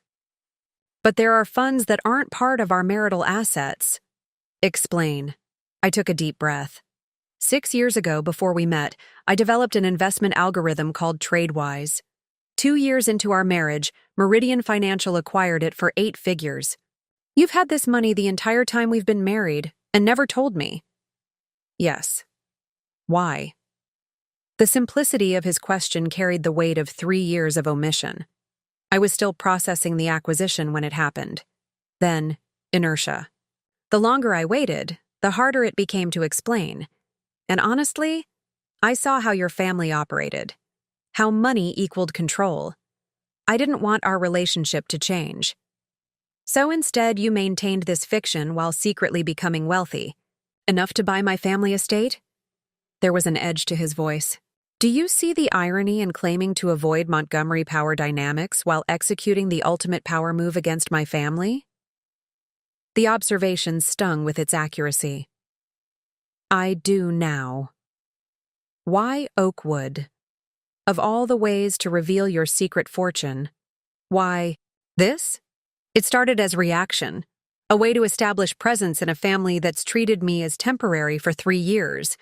I paused. But it changed after the tour. Elliot, your mother has maintained a secret art studio in the North Wing for nearly 50 years. She's been painting in hiding because your father forbade her artistic pursuits. His expression shifted from anger to disbelief. What? That's impossible. Gerald showed me the studio. Her work is extraordinary. She's been selling pieces through her sister in New York under her maiden name. And my Uncle Thomas? The one erased from family history after the fire? The Montgomery. Family tree gets pruned whenever someone fails to conform to your father's expectations. Elliot paced my office. So you're purchasing Oakwood to what? Expose family secrets? And you didn't think to discuss this with me first? You're right, I admitted. I should have told you. I've been so focused on asserting my place in your family that I risked undermining my place in our marriage. I don't know what to do with this, Nessa. It feels like I don't know who you really are. I understand, but I'm not canceling the purchase. His head snapped up. You can't seriously... I have a different proposal. I showed him my revised plans for Oakwood. I'm offering a perpetual usage agreement for your family. You won't own it anymore, but you won't lose your connection to it either. In exchange for what? Acknowledgement of the complete Montgomery history, including your mother's art and your uncle's scientific work. No more erased family members. Elliot studied me carefully. This isn't just about my family, is it? It's about us. About authenticity versus appearance. Maybe. I hadn't connected those dots myself. I have, he said. We've both been living with partial truths, Nessa. Neither of us being fully honest about who we are. Where does this leave us? I asked. I don't know, Elliot admitted. I need time. What happens if I can't accept this? Would you still buy Oakwood, knowing it might end our marriage? The question crystallized the true stakes. I don't know. I hope it doesn't come to that. After Elliot left, I received a message from Bradford. Montgomery family attorney contacted me. They're requesting a meeting with the buyer. I texted back, arrange the meeting, time to end the anonymity. The Montgomery family boardroom projected exactly the impression Charles Montgomery intended. Old money, old power, deliberately intimidating. 7 pairs of eyes turned to me as I entered unannounced, Bradford Winters trailing anxiously behind. Vanessa? Elliot half rose from his seat, confusion etched across his features. What are you doing here? I'm the buyer, I stated simply. I'm purchasing Oakwood Estate. Stunned silence fell across the room. Catherine recovered first, her incredulous laugh breaking the tension. That's absurd, she declared. The buyer is a corporate entity with significant financial resources. Sycamore LLC, I confirmed. A holding company I control, funded by my personal assets. I placed my portfolio on the table, revealing the purchase agreement. I'm buying Oakwood for $4.2 million all cash. Margaret's teacup clattered against its saucer. Charles's face darkened with barely contained fury. This is preposterous, he sputtered. You're a graphic designer. I'm many things, Mr. Montgomery, I interrupted. I created and sold a financial algorithm that revolutionized day trading. The proceeds were substantial. Richard leaned forward. Where exactly did you acquire these resources? If this is some form of financial impropriety? I smiled thinly. No. Unlike some present, I violated no fiduciary duties. Elliot finally spoke. Nessa, we discussed this yesterday. I asked for time. The family demanded this meeting, I explained. I couldn't delay the inevitable. Charles slammed his hand on the table. This is outrageous. Some vindictive power play because you felt insufficiently welcomed? That was my original motivation, I acknowledged. But it changed. I opened my portfolio, revealing my renovation plans. These are my intentions for Oakwood. Not to erase the Montgomery legacy, but to preserve it, including parts the family has chosen to hide. I turned to Margaret, whose face had gone completely still. The third-floor studio will be restored and expanded as a proper artist space. No one should have to hide their passions in secret rooms, Mrs. Montgomery. Margaret's hand flew to her throat. How did you— Your work is extraordinary. It deserves to be seen, not hidden, because it doesn't fit Charles's notion of appropriate activities for a Montgomery wife. It's not a hobby, Charles, Margaret said, her voice stronger than I'd ever heard it. It's my work, my art. I've been hiding it from you for 47 years. The revelation stunned the Montgomery children. Catherine stared at her mother as if seeing her for the first time. The oil's under your fingernails, Elliot said slowly. You said it was from polishing silver, but it never made sense. My plans also include establishing a research center in the East Wing, I continued. A tribute to Thomas Montgomery's scientific contributions. Thomas? Elizabeth, the youngest sibling, leaned forward. Father never permits discussion of him. The estate contains multiple hidden stories, I explained. Margaret's art, Thomas's scientific legacy, and others I've yet to discover. I turned to my final proposal. The main residence will remain, a Montgomery family space, with a perpetual usage agreement for gatherings and traditions. The family won't own Oakwood anymore, but you won't lose your connection to it. Why would you do that? Richard asked suspiciously. The usage agreement requires acknowledging all aspects of Montgomery history, including Margaret's art and Thomas's scientific contributions. No more erased family members. Charles shook his head. This is absurd. We'll block the sale. You can try, I replied calmly. But the contract is binding, the deposit non-refundable. Any interference would trigger substantial liability. Jonathan Caldwell, the family attorney, cleared his throat. I would caution that contractual interference carries significant risk. Charles turned to Elliot, his last hope. You can't possibly support this. All eyes shifted to my husband, caught between family loyalty and an unexpected truth. His response would determine everything.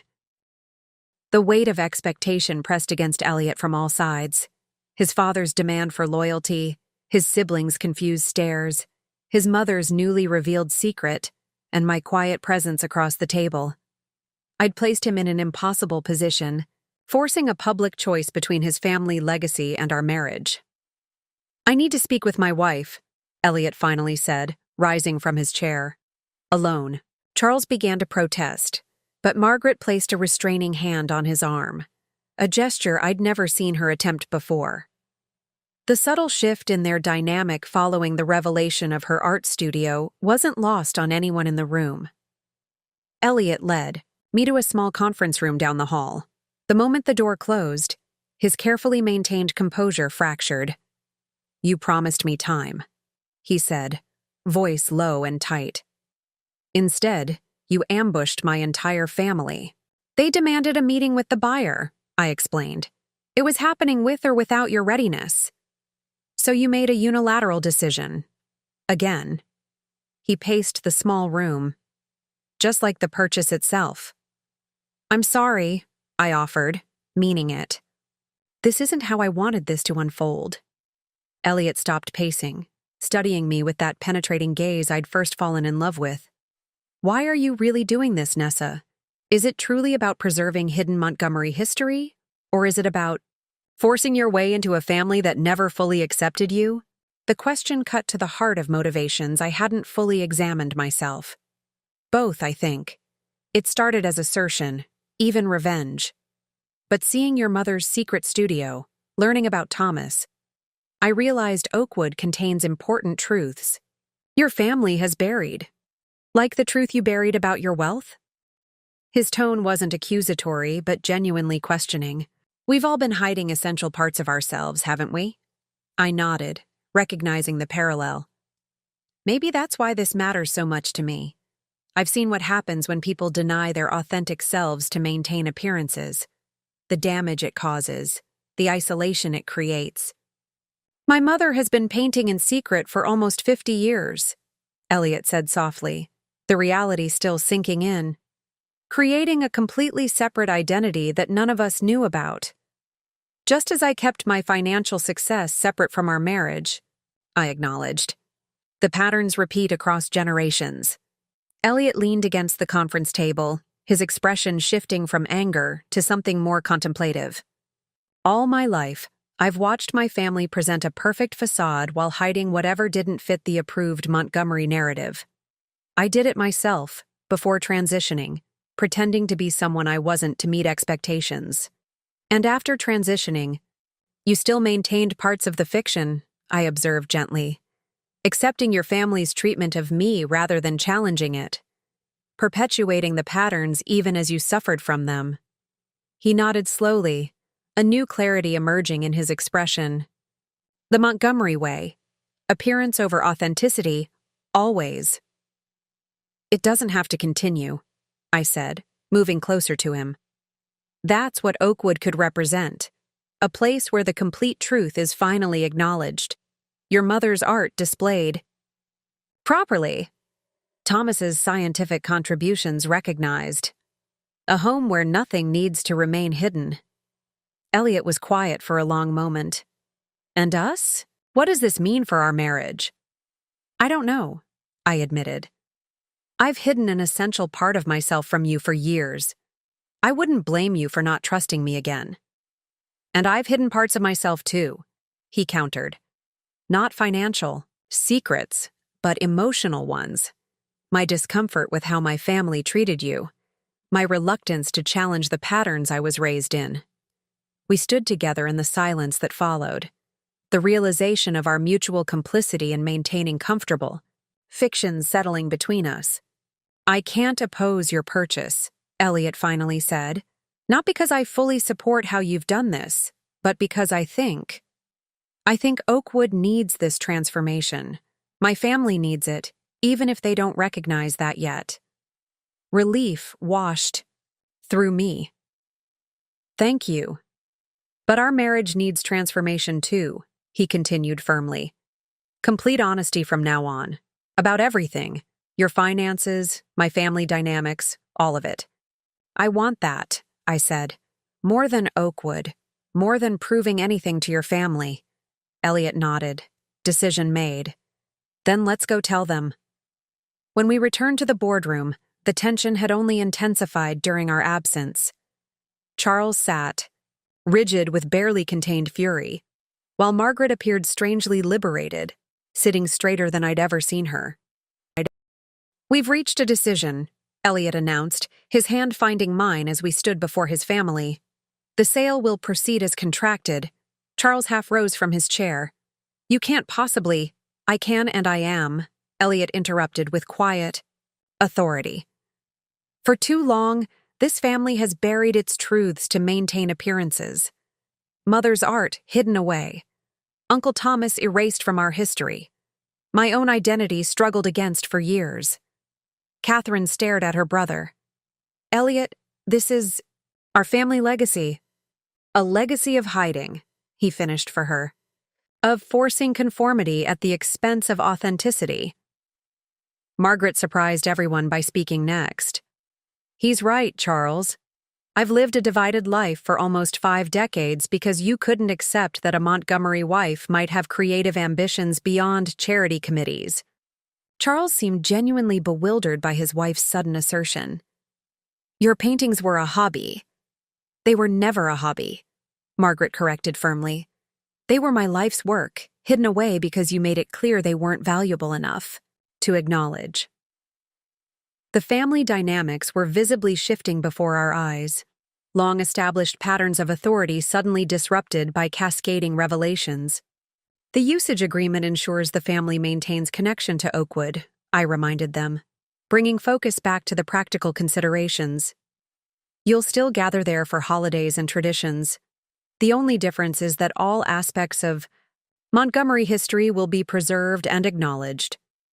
Richard, ever the pragmatic attorney, recognized the inevitable.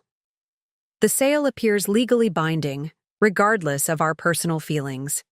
Perhaps we should focus on negotiating the most favorable terms for this usage agreement. Charles looked to his children for support, finding none. Even Catherine, who had most openly questioned my suitability as Elliot's wife, appeared to be calculating the benefits of preserving family access to Oakwood against the cost of continued resistance. This isn't over, Charles finally said, pushing away from the table. The Montgomery legacy isn't yours to rewrite, regardless of what property you purchase. I'm not rewriting it, I replied calmly. I'm simply revealing what's already there. As the meeting dissolved into practical discussions of transition timelines and usage parameters, Elliot and I stepped away from the table, finding a quiet moment amid the controlled chaos. Are we going to be okay? I asked softly. I think so, he answered, his hand still holding mine. But we have work to do, both on Oakwood and on us. I'm ready for both, I assured him. As we left the Montgomery offices that afternoon, I realized the true purchase I'd made wasn't a physical estate, but a commitment to authenticity. In my marriage, in my relationship with Elliot's family, and in my understanding of the complicated legacy we were all part of, whether by birth or by choice. Oakwood would become mine in 45 days, but the transformation it represented had already begun. The first day of renovations at Oakwood dawned with perfect autumn clarity. 3 weeks since the confrontation with the Montgomerys, 2 weeks until closing, and the property hummed with preliminary activity. specialists assessing structural issues, preservation experts documenting historical elements, and my hand-selected team measuring spaces for the transformations to come. I walked the grounds alongside Julia Hirano, the restoration architect whose portfolio of historical renovations had immediately resonated with my vision for Oakwood. The structural issues are significant but not catastrophic, Julia explained, consulting her tablet as we inspected the north wing's exterior. The foundation requires reinforcement beneath this section, and the roof needs complete replacement, rather than the patch jobs they've been doing for decades. Cost estimate? I asked, mentally adjusting budget allocations, adding about 30% to initial projections. She glanced sideways, gauging my reaction. Historical properties always hide their worst secrets in the place's previous owners. Avoided looking. I smiled at the unintended metaphor. Seems to be a recurring theme with Oakwood. As we rounded the east corner, I spotted an unfamiliar figure speaking with Gerald near the rose garden. A tall man with silver-streaked auburn hair that immediately identified him as a Montgomery, despite his casual attire and scholarly bearing. Gerald waved us over, his weathered face displaying unusual animation. "Mrs. Montgomery, this is Dr. Thomas Montgomery. He arrived this morning asking to see the property." The man I'd heard about but never expected to meet extended his hand. Up close, his resemblance to Charles was striking yet different. Same, aristocratic features, but softened by genuine warmth rather than rigid formality. "Ms. Chen, I presume? Or do you prefer Mrs. Montgomery?" Thomas's handshake was firm, his direct gaze reminding me of Elliot at his most authentic. "My nephew Elliot contacted me after your family meeting, said the new owner of Oakwood might be interested in my perspective on the East Wing Laboratory." "Vanessa, please," I replied, surprised by Elliot's initiative in contacting his uncle. "I'm delighted to meet you. Your scientific collection in the library is fascinating." Thomas's eyebrows rose slightly. "Charles kept my specimens? That's unexpected, given his determination to erase me from family records." "Displayed but unnamed," Gerald clarified, "like they appeared spontaneously in the cabinets." Thomas laughed. Genuine sound that further distinguished him from his brother. "Typical Charles. Can't discard valuable artifacts, but refuses to acknowledge their creator." He turned to me with curious assessment. "Elliot mentioned your plans to restore the East Wing Laboratory and establish a research center. May I ask why?" The question deserved honesty. Initially, it was about acknowledging the erased parts of Montgomery history, your scientific work, Margaret's art, a way to challenge Charles's authority over the family narrative. I paused, but it's evolved into something more meaningful. Oakwood contains multiple legacies worth preserving, not just the carefully curated version Charles presents. Thomas studied me with new interest. "You're not what I expected for Elliot's wife. The family tradition leans toward partners who reinforce rather than challenge Montgomery conventions." "I've noticed," I replied dryly. "Why do you think they've spent 3 years treating me as temporary?" His smile acknowledged the shared understanding. "May I see the laboratory space? It's been nearly 30 years since the fire." Julia excused herself to continue the structural assessment while Gerald led us toward the East Wing. Thomas walked beside me, his presence unexpectedly comfortable despite our recent acquaintance. "Elliot speaks highly of you," he noted as we entered the mansion. "Said you discovered my existence through simple observation rather than family disclosure. The Montgomery approach to uncomfortable truths is remarkably consistent," I observed. "Anything that contradicts the approved narrative gets hidden away or erased entirely," Thomas nodded, his expression turning reflective. "Charles and I were raised to believe family reputation superseded individual authenticity. I challenged that premise. He embraced it. Neither path proved particularly fulfilling. The East Wing Laboratory had been converted to storage after the fire. Fine furniture draped in protective covers, seasonal decorations in labeled boxes. the scientific purpose of the space deliberately obscured. Thomas moved through it slowly, touching walls and window frames with the gentle reverence of someone revisiting a significant memory. "The fire started there," he said quietly, indicating a corner where electrical outlets had been sealed over, with plaster. Faulty wiring, not deliberate action, as Charles claimed. The insurance investigators confirmed it, but Charles had already made up his mind about my supposed motivations. Which were: according to Charles, I staged the fire to extract research funding he'd refused to provide. Thomas shook his head. The reality was simpler. I'd requested family investment in my environmental remediation research. He declined, and I'd accepted an academic position in Colorado instead. The fire happened 2 days before my planned departure. "Why didn't you fight harder to clear your name?" I asked. By then, I recognized the futility of seeking Charles's approval or understanding. Thomas's expression held resignation rather than bitterness. Some bridges once burned cannot be rebuilt through effort alone. His words resonated uncomfortably with my current situation with Elliot. Since the Montgomery office confrontation, we'd maintained a careful politeness at home, sharing space but not truly connecting, each processing the revelations that had shaken our understanding of our marriage. "What will you do with this space?" Thomas asked, bringing me back to the present moment. I outlined my vision for a research center focused on environmental chemistry, his original field, that would host visiting scholars and provide educational programs for local students. As I spoke, Thomas's expression shifted from polite interest to genuine engagement. "An ambitious proposal," he said when I finished, "and a meaningful repurposing of a space Charles has deliberately left dormant." "Would you consider advising on the project?" I asked impulsively. "Your expertise would be invaluable, and there's a certain poetic justice in your return to this space." Thomas's surprise quickly gave way to thoughtful consideration. "I'm emeritus now, with flexible commitments. It would be satisfying to see this laboratory restored to its intended purpose." He extended his hand again. "I believe we have the beginning of a collaboration, Vanessa." As we sealed this unexpected partnership, Gerald appeared at the doorway.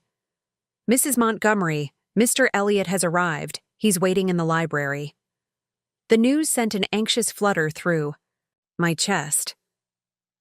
Elliot had known about my scheduled visit to Oakwood today but hadn't mentioned joining me.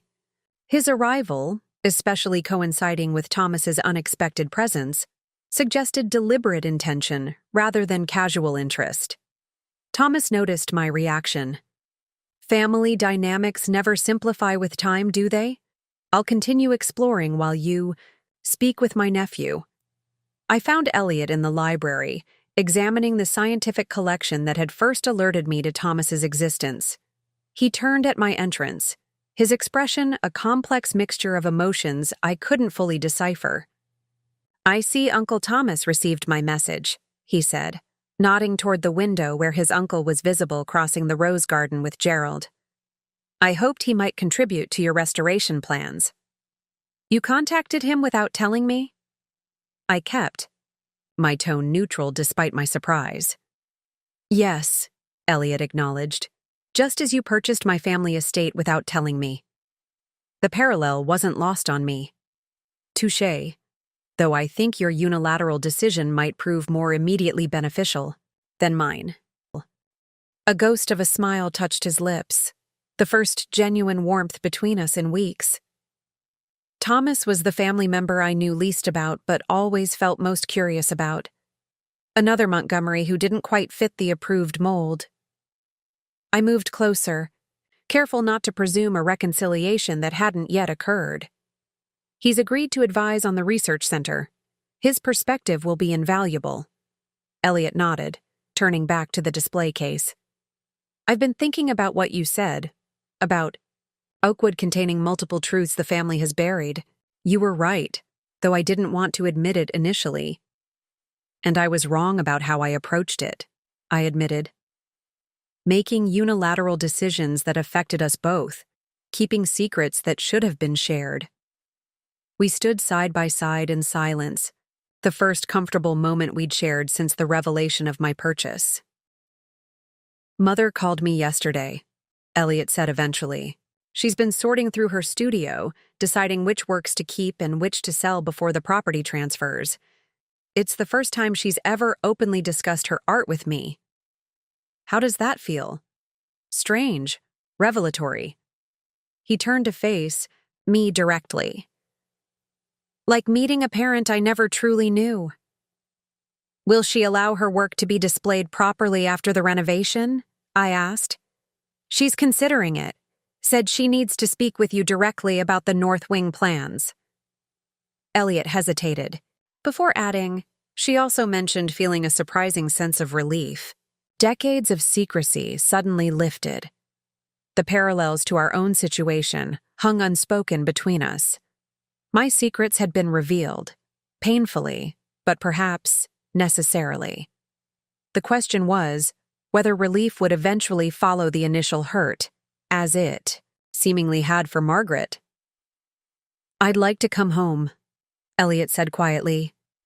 "Really home, not just occupying the same space while we avoid difficult conversations. But I need to know if we're building something authentic from this point forward." The directness of his request caught me off guard. For weeks, I'd been focusing on Oakwood's transformation while our marriage remained in painful stasis. "I want that too," I replied, matching his honesty. "No more separate accounts, financial or emotional. Complete transparency about who we are and what we need." Elliot nodded, decision made. "Then let's go home and start again. Together." As we left the library, we encountered Thomas returning from his grounds tour with Gerald. The Uncle Elliot had never known embraced him without hesitation, the family resemblance striking as they stood together in the afternoon light. "Your wife has invited me to advise on the research center," Thomas told Elliot. "I hope that meets with your approval." "Was my suggestion," Elliot replied with simple directness. "The Montgomery family has operated in fragments for too long. It's time we became whole again." Thomas's surprised expression gave way to genuine warmth. "Perhaps Oakwood's new chapter will prove more authentic than its previous ones." As we departed the estate, Elliot and I together, Thomas remaining to discuss technical details with Julia, I realized Oakwood's restoration had already begun working its transformation, not just on physical structures, but on the human relationships they contained. The property would officially become mine in 2 weeks, but the healing of what had been broken, in architecture and in family bonds, had already commenced. Margaret Montgomery arrived at our apartment precisely at 2:00, her Mercedes purring to a stop in our designated visitor space with practiced precision. I watched from the window as she emerged, elegant as always in a tailored navy suit, pearl earrings catching afternoon light. But something in her bearing had subtly shifted since our confrontation 3 weeks ago. A new directness in her posture, perhaps, or the absence of the careful hesitation that had always characterized her movements. "She's alone," I told Elliot, who stood arranging coffee cups in our kitchen with uncharacteristic nervousness. "No, Charles. That's significant," he observed. "I can't remember the last time Mother made a social call without Father orchestrating it." When I opened the door, Margaret surprised me with direct eye contact, rather than the polite but distant acknowledgement I'd become accustomed to over 3 years of marriage to her son. "Vanessa," she said, her voice warmer than I'd ever heard it directed toward me. "Thank you for agreeing to meet." "Of course," I replied, accepting her coat. "Elliot's looking forward to seeing you." A shadow crossed her features. "And Charles sends his regards, though he felt this particular conversation would be more productive without his presence." Translation: Charles was still fuming about the Oakwood purchase and couldn't trust himself to remain civil. The diplomatic phrasing was pure Margaret, smoothing family tensions with carefully chosen words. Elliot embraced his mother with genuine warmth, and I noticed she held on a moment longer than their usual formal exchanges permitted. Another small indication of the shifting dynamics between them. Once settled in our living room with coffee, served in the delicate Wedgwood cups that had been Margaret's wedding gift to us, normally reserved for important visitors, she came, directly to the point. "I'd like to discuss my studio at Oakwood." I nodded, having anticipated this topic. "I've instructed the renovation team to leave it untouched until you've removed whatever you wish to keep. You have full access whenever you need it." "That's not why I'm here," Margaret replied, setting down her cup with deliberate precision. "I want to negotiate for permanent access to the studio even after the property transfer, not just the 3 months specified in the contract addendum." The request surprised me, though in retrospect it shouldn't have. I'd assumed Margaret would remove her art and supplies, perhaps establishing a new studio elsewhere. The idea that she might want to continue working in the same space hadn't occurred to me. "You want to maintain your studio at Oakwood?" I clarified. "Even after it's no longer Montgomery property?" "Yes." Her gaze remained steady, revealing a determination I'd never witnessed in our previous interactions. "I've worked in that space for 47 years.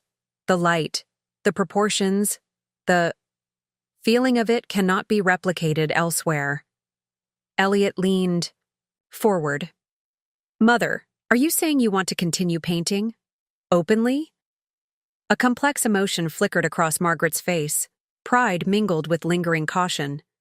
"Not publicly, perhaps. Not yet. But I don't wish to hide it from family any longer." "What about father?" Elliot asked the question I'd been thinking. Margaret's expression hardened slightly. "Your father and I are renegotiating certain aspects of our marriage. My artistic work is non-negotiable moving forward." The statement contained volumes about the private conversations that must have occurred in the Montgomery household since the revelation of her secret studio. I found myself unexpectedly admiring this version of Margaret, resolute in claiming space for her authentic self after decades of careful concealment. "The North Wing renovation plans already include expanded studio spaces," I told her.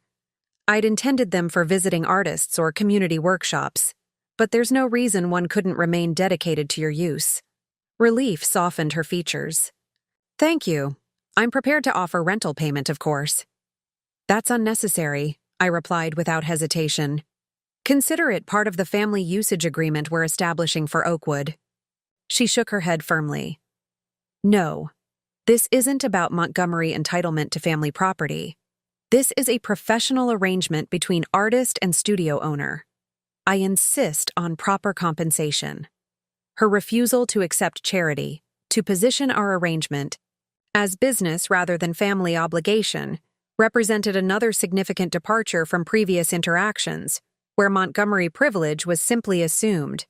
"We can determine fair market value," I conceded, respecting her need for independence. "But I hope you'll allow me to view your work occasionally. What I saw during the inspection was remarkable."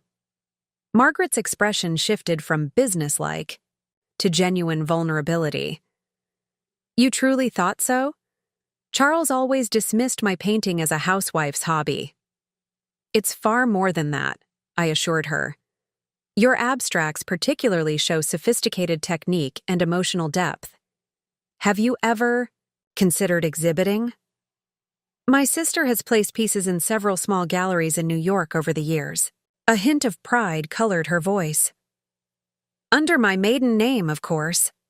Nothing significant, but enough to know that some collectors respond to my work." Elliot stared at his mother in amazement. "You've been selling paintings all this time? How did none of us know?"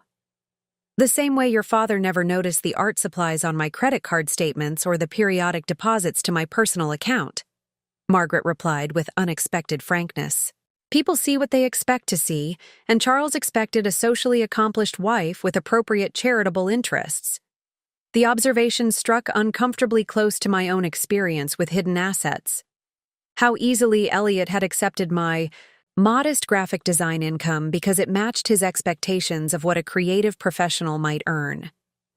"I'd like to see more of your work," Elliot said, genuine interest warming his voice. "Now that I know to look for it." Margaret's smile held decades of pent-up pride. "I'd like that. Perhaps when we finalize the studio arrangement at Oakwood." "Speaking of arrangements," I said, returning to practical matters. "The family usage agreement for Oakwood needs formal documentation. Bradford has drafted initial terms for review." I retrieved the folder from my desk, presenting the document that would govern the Montgomery family's continued access to their ancestral home despite the change in ownership. Margaret accepted it with careful attention, her eyes scanning key provisions. "Charles won't be pleased about the Thomas Montgomery Research Center being prominently mentioned," she noted, reaching the section detailing the East Wing renovations. "He's still processing his brother's return to family consciousness." "Is he?" Elliot asked, surprise evident in his tone. "Father hasn't mentioned Thomas at all to me." Margaret's expression turned knowing. "Your father rarely discusses things that challenge his worldview directly. But I found him reviewing old family photographs last night, including several with Thomas that he'd previously removed from albums. This glimpse into Charles Montgomery's private reconsideration felt significant, the first indication that Oakwood's transformation might be affecting even its most resistant former owner. "Thomas has agreed to advise on the research center," I explained. "His expertise will be invaluable in establishing its focus and programming." Margaret nodded, continuing through the document. When she reached the section outlining my conditions for family access, specifically the requirement to acknowledge previously hidden aspects of Montgomery history, her reading slowed deliberately. "You're asking for public recognition of Thomas's scientific contributions and my artistic work as conditions for family gatherings at Oakwood," she summarized, looking up from the pages. "No more separated narratives or hidden identities." "Yes," I confirmed. "The Montgomery family is welcome at Oakwood, but only in its complete, authentic form, not the carefully edited version Charles has maintained." Margaret was quiet for a moment, considering implications beyond the legal language. "You understand, this fundamentally changes how the family has operated for generations." "That's the point," Elliot interjected before I could respond. "The Montgomery approach to family identity has caused significant damage to Thomas, to you, even to me during my transition. Continuing those patterns only ensures more hidden lives and fractured relationships." His mother studied him with new awareness, perhaps truly seeing her son's perspective for the first time. "You support these conditions, then? Even knowing how difficult they'll be for your father to accept?" "Especially because of that difficulty," Elliot replied steadily. "Father's insistence on controlling the Montgomery narrative has caused enough harm. It's time for a different approach." Margaret returned the agreement to its folder, decision apparently made. "I'll present these terms to Charles and the family attorney. I believe they're reasonable, though convincing your father will require diplomatic skill." "The negotiation is open," I assured her. "We can discuss modifications if necessary, as long as the core principle remains: authenticity over appearance moving forward." As our meeting concluded and Margaret prepared to leave, she paused before me with unexpected directness. "When Elliot first introduced you, I assumed you were temporary, another in his series of relationships that challenged Montgomery traditions." The blunt acknowledgement of what I'd long suspected should have stung, but her tone lacked the dismissiveness I'd come to expect. This was confession, not continuation. "And now?" I prompted. "Now I think you may be the most consequential Montgomery spouse in generations," she replied with surprising candor. "The catalyst our family has long needed, though none of us recognized it." After Margaret's departure, Elliot and I sat in contemplative silence, processing the interaction that had unfolded so differently from our previous experiences with his mother. "She's changing," he observed eventually. I've never seen her assert her own priorities so directly. 47 years of suppressed identity finding its voice, I suggested. The question is whether Charles can adapt to this new reality. Elliot's expression turned thoughtful.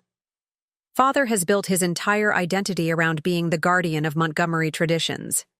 Accepting this transformation means reconsidering his life's primary purpose. And yours? I asked carefully. How? Are you processing these changes in your family's dynamics? He considered the question with the thoughtfulness that had first attracted me to him. It's disorienting to discover my mother has been a serious artist my entire life without my knowledge. To learn about Uncle Thomas only after decades of family. Silence. He reached for my hand across the coffee table. But there's also relief in finally seeing the complete picture, even if that picture is more complicated than the one I was raised with. His fingers interlaced with mine, the simple connection feeling more significant after weeks of careful distance between us. The Montgomery family wasn't the only relationship being reconstructed in the wake of Oakwood's sale. Do you think Charles will accept the usage agreement terms? I asked. Eventually, Elliot predicted. His alternatives, complete estrangement from Oakwood or public legal battle with implications for the family's reputation, are worse in his estimation. Mother will help him see the practical path forward. The confidence in his assessment reminded me of how thoroughly Elliot understood his family's dynamics, even as he had chosen a different path for himself. He was both Montgomery and not Montgomery, shaped by their traditions yet determined to establish his own definitions of legacy and authenticity. I have a meeting with Thomas tomorrow about the research center plans, I told him. Would you like to join us? Get to know the uncle you never had the chance to meet? Elliot's expression brightened with genuine interest. I'd like that. Building new connections rather than maintaining artificial distances feels right. As evening settled around our apartment, the tension that had characterized our home life since the Oakwood revelation continued its gradual dissolution. We weren't fully reconciled yet. Too many significant truths had been upended for immediate restoration. But each conversation that acknowledged rather than avoided painful realities brought us incrementally closer to authentic understanding. The renovation of Oakwood Estate and the renovation of our marriage were proceeding in parallel, both requiring honest assessment of structural damage, both demanding careful reconstruction rather than superficial repair. Neither process would be quick or simple, but both now contained the possibility of emerging stronger than their original forms. 6 months of intensive renovation transformed Oakwood Estate from a deteriorating symbol of Montgomery tradition into something both familiar and revolutionary. Julia Hirano's architectural team had preserved the historical grandeur while addressing decades of neglected structural issues. Thomas Montgomery's guidance had reimagined the East Wing Laboratory into a state-of-the-art research facility. And most significantly, Margaret's hidden art studio had evolved from secret shame into the centerpiece of a dedicated creative wing. The day of the official unveiling arrived with perfect spring weather, sunshine warming limestone walls that now stood strong with reinforced foundations and careful restoration. I walked the grounds with Elliot before guests arrived, both of us marveling at how the property had evolved while maintaining its essential character. It feels both familiar and entirely new, Elliot observed as we paused in the rose garden, recently replanted with heritage varieties documented in the Montgomery archives. Like meeting a relative you've known your whole life but suddenly seeing them clearly for the first time. That's exactly what we aimed for, I replied, taking his hand. Honoring Oakwood's history without being imprisoned by it. Our relationship had undergone similar renovation, the foundation strengthened through honest confrontation, damaged areas repaired with careful attention, new spaces created for authentic connection. The process hadn't been simple or painless, but the result was a marriage more genuine than what had existed before. They're arriving, Elliot noted as the first cars appeared on the long driveway. Are you ready for this? I squeezed his hand, drawing strength from his steady presence. As ready as I'll ever be. The guest list for Oakwood's unveiling represented all facets of its complex legacy. The Montgomery family occupied a central position, with Charles and Margaret arriving first in his meticulously maintained Bentley. Behind them came Catherine and Richard, still maintaining careful formality, but noticeably less hostile than during previous encounters. Elizabeth, the youngest Montgomery sibling who had remained largely peripheral to family conflicts, brought her husband and children, the first time younger family members had been included in significant Montgomery gatherings at my explicit invitation. Thomas Montgomery arrived separately, driving a practical Subaru that reflected his academic pragmatism rather than Montgomery ostentation. Several faculty colleagues from MIT accompanied him, already engaged in animated discussion about the research center's potential. Most surprising was the small group of artists who emerged from a shared van. Margaret's contacts from her decades of secret creative life, now invited into the open at Oakwood for the first time. Their presence represented perhaps the most radical departure from traditional Montgomery gatherings, which had always been restricted to family, business associates, and carefully vetted social peers. Quite the eclectic assembly, Bradford Winters observed, appearing beside me as guests gathered on the front lawn. Charles looks like he's barely restraining himself from checking credentials at the door. I followed his gaze to where Charles Montgomery stood rigidly by the entrance, watching the arriving guests with barely concealed discomfort. The mixture of academics, artists, and contractors among traditional Montgomery social connections clearly challenged his sense of appropriate boundaries. Tradition and innovation in conversation, I replied. Exactly what Oakwood needed. Bradford nodded thoughtfully. A bold experiment. I'm curious to see how it unfolds.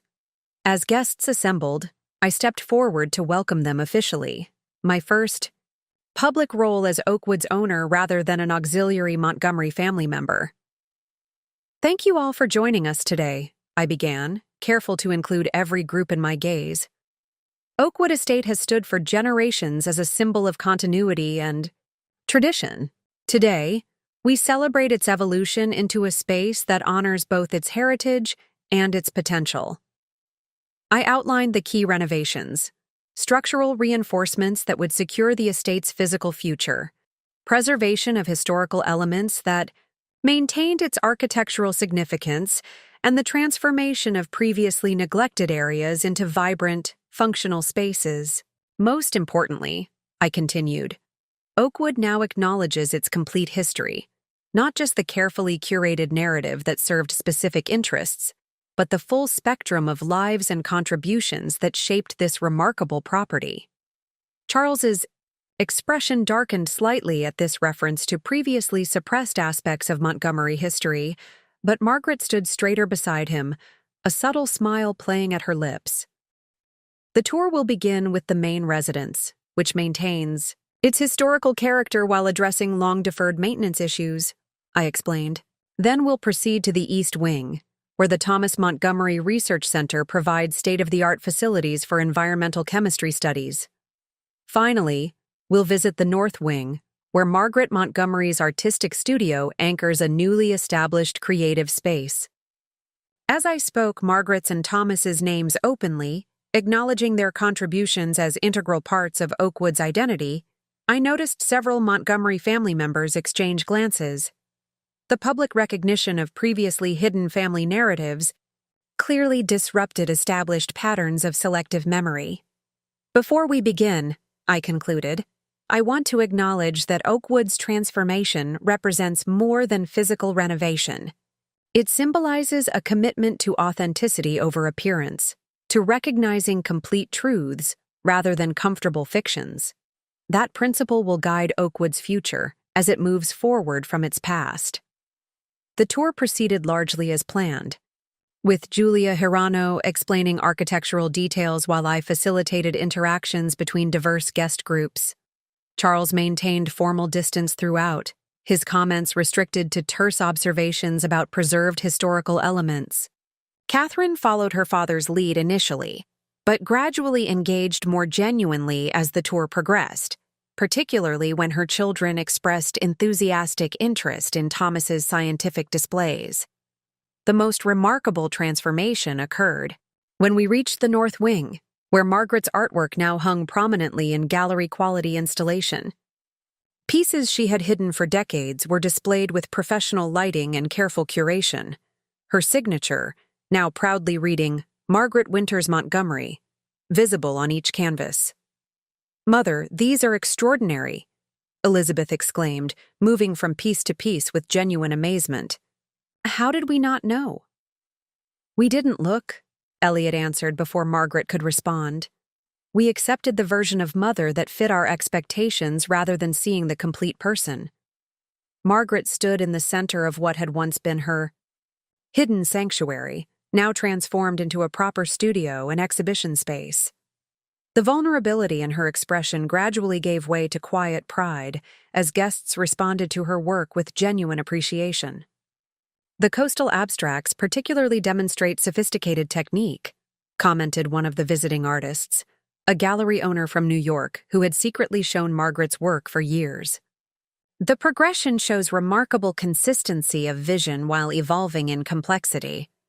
Charles remained at the gallery entrance, his expression unreadable as he observed his wife receiving recognition for a talent he had dismissed and suppressed throughout their marriage. When Margaret finally approached him, their exchange was too quiet for others to hear, but the rigid set of his shoulders gradually relaxed in response to whatever she said. The final stop on our tour was the library, Oakwood's traditional heart, now restored with both historical accuracy and modern functionality. The Montgomery family collection remained largely intact, but with significant additions. Thomas's scientific journals integrated into the academic section, Margaret's art books prominently displayed rather than hidden in storage, and a new collection focusing on gender and identity studies that acknowledged Eliot's journey. "This room has always represented Montgomery identity," I explained to the assembled guests. "Now it embraces the family's complete story rather than a selectively edited version." As the formal tour concluded and guests dispersed to explore specific areas of interest, I found myself momentarily alone in the library, a rare quiet moment amid the day's carefully orchestrated events. The solitude didn't last long, however, as Charles Montgomery entered with deliberate purpose, closing the door behind him.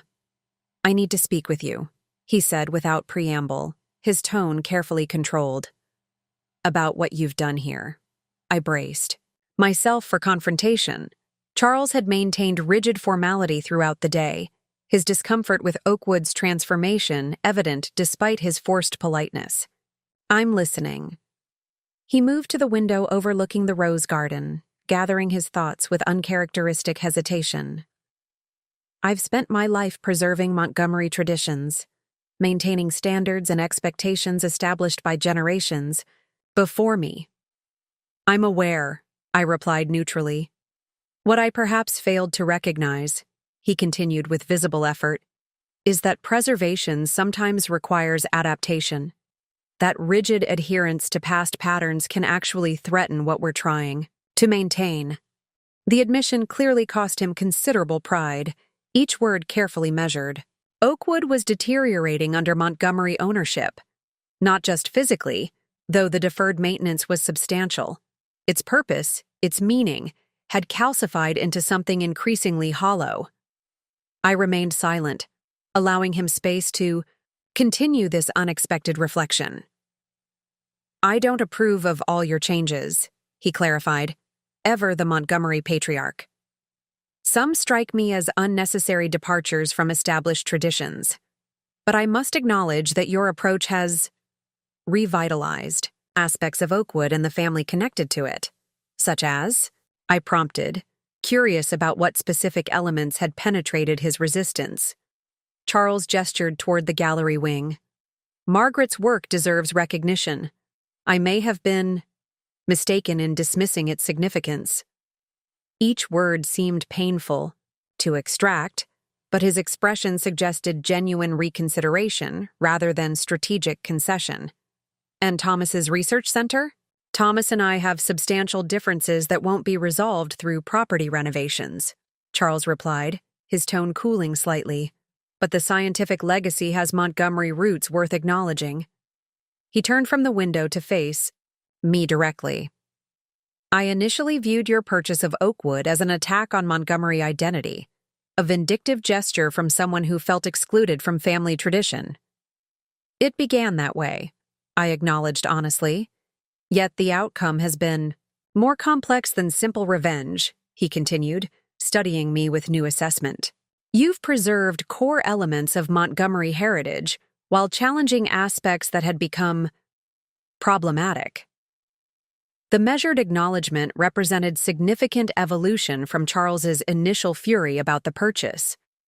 Not approval, certainly, but a degree of recognition I hadn't anticipated. The usage agreement ensures Oakwood remains accessible for family gatherings, I reminded him.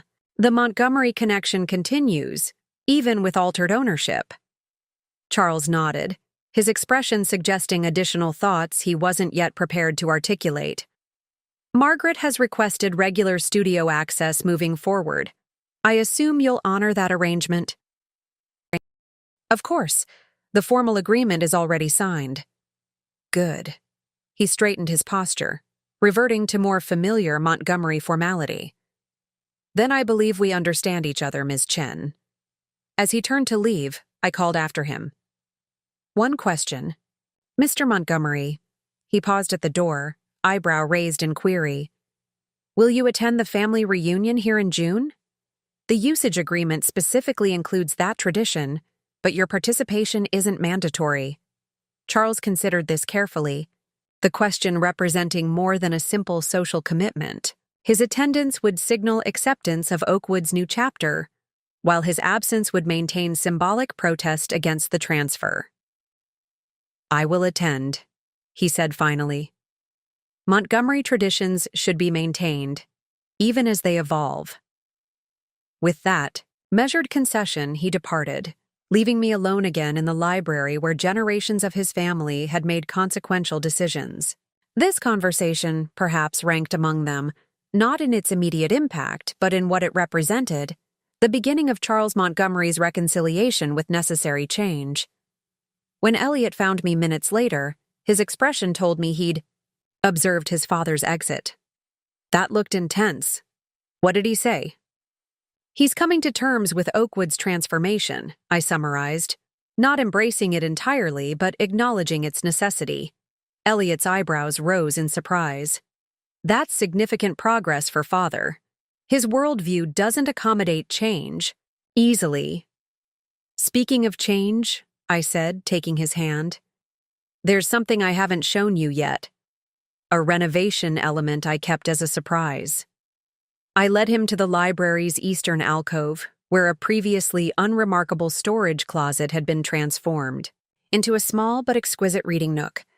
The space featured built-in bookshelves, a window seat overlooking the gardens, and subtle lighting that created a perfect environment for literary escape. Remember our first date? I asked as Elliot explored the nook with visible delight. You told me about hiding in the library as a child, finding refuge in books when family expectations became overwhelming. I wanted to create a dedicated space for that experience. For you, for future visitors, for anyone needing temporary sanctuary. Elliot turned to me, emotion evident in his expression. You remembered that conversation? It was years ago, before we were even engaged. I remember everything important you've shared with me, I replied simply. The hidden parts of yourself that traditional Montgomery narratives didn't accommodate, those matter most to me. He pulled me into an embrace, our private moment of connection contrasting with the public ceremony of the day's events. Thank you for seeing me completely, not just the Montgomery heir or the transgender son or the conflicted husband, but the whole, complex person. That's what Oakwood represents now, I told him. Complete recognition rather than selective visibility, for the property, for the family connected to it, and for us. As we rejoined the gathering outside, where diverse guests mingled in what had once been exclusively Montgomery territory, I realized Oakwood's transformation had accomplished something more profound than physical renovation or social statement. It had created space for authentic existence, not just for Margaret's art or Thomas's science, but for all connected to its legacy.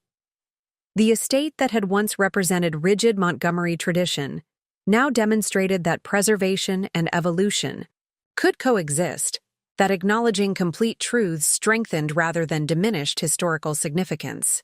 Oakwood would never return to being simply a Montgomery family estate, but it had become something potentially more meaningful, a place where legacy and innovation, tradition and transformation engaged in productive conversation rather than destructive conflict. And in that ongoing dialogue between past and future, I had found my rightful place, no longer the temporary outsider, but the catalyst for necessary change. As evening approached, guests gathered on Oakwood's expansive terrace for a celebratory reception. Catering staff circulated with champagne and hors d'oeuvres while string quartet music drifted through the spring air. The formal gardens, meticulously restored with historical accuracy, provided a stunning backdrop as sunset painted the limestone facade with golden light. A remarkable transformation, Thomas observed, joining Elliot and me near the balustrade overlooking the property. Not just the physical restoration, though that's impressive. The energy of the place has fundamentally shifted. How so? I asked, curious about his perspective as someone with both intimate connection to and decades of separation from Oakwood. Montgomery gatherings were always performances, he explained, gesturing toward the diverse groups now mingling across the terrace. Carefully choreographed displays of family position and protocol. This, he paused, searching for the right description, feels authentic rather than performative, people engaging genuinely instead of following prescribed roles. Elliot nodded in agreement. The Montgomery social script was exhausting. All those unspoken rules about appropriate topics, approved guests, proper behavior. Your father wrote most of that script, Thomas noted wryly. Charles always believed rigid structure was necessary for maintaining family legacy. Yet here's Oakwood, thriving with a different approach entirely, I observed, watching as one of Margaret's artist friends engaged in animated conversation with an MIT professor Thomas had invited. Preservation through connection rather than exclusion. My attention shifted to Margaret herself, who stood near the center of the terrace, surrounded by a small group clearly discussing her artwork. The confidence in her posture, the animation in her gestures as she explained her techniques, these represented profound transformation from the carefully controlled Montgomery wife I'd known for 3 years. Mother seems decades younger, Elliot remarked, following my gaze. I've never seen her this vibrant. Creative expression is powerful medicine, Thomas replied. Being fully seen after years of hiding essential aspects of yourself, there's nothing quite like that liberation. The observation resonated deeply with Elliot, whose own journey of authentic self-expression had required breaking from Montgomery expectations. He squeezed my hand gently, silent acknowledgement of shared understanding. As evening deepened, I clinked a glass to gather everyone's attention for the reception's culminating moment. Guests formed a semicircle on the terrace, the Montgomery family positioned prominently near the center, a deliberate choice that honored their historical connection to Oakwood while acknowledging the property's expanded community. Today we've celebrated Oakwood's physical transformation, I began. But buildings are ultimately vessels for human experience. What matters most isn't the restored limestone or reinforced foundations, but the lives and connections these spaces contain. I gestured toward the main house behind us, its windows glowing with warm light against the darkening sky. For generations, Oakwood represented a specific vision of legacy, one defined by exclusivity, tradition, and carefully maintained appearances. That approach preserved certain aspects of Montgomery heritage while suppressing others deemed inconsistent with the approved narrative. Charles shifted uncomfortably at this direct acknowledgement, but maintained his composure with characteristic Montgomery discipline. Moving forward, Oakwood embraces a different understanding of legacy, one that values complete truth over selective memory, authentic expression over performative roles, and inclusion over arbitrary boundaries. I raised my glass in a toast to Oakwood's next chapter, where history is honored in its entirety, where hidden talents find proper recognition, and where the Montgomery legacy evolves rather than calcifies. As glasses raised across the gathering, I noticed Catherine approach her mother, their conversation shifting from formal politeness to what appeared to be genuine engagement about Margaret's artwork.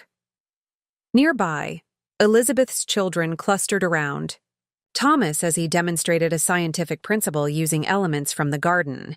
Even Richard, Catherine's status-conscious husband, seemed to be relaxing the rigid formality that typically characterized his Montgomery interactions. Only Charles maintained careful distance, observing these evolving dynamics with the measured assessment of someone witnessing significant change without fully participating in it.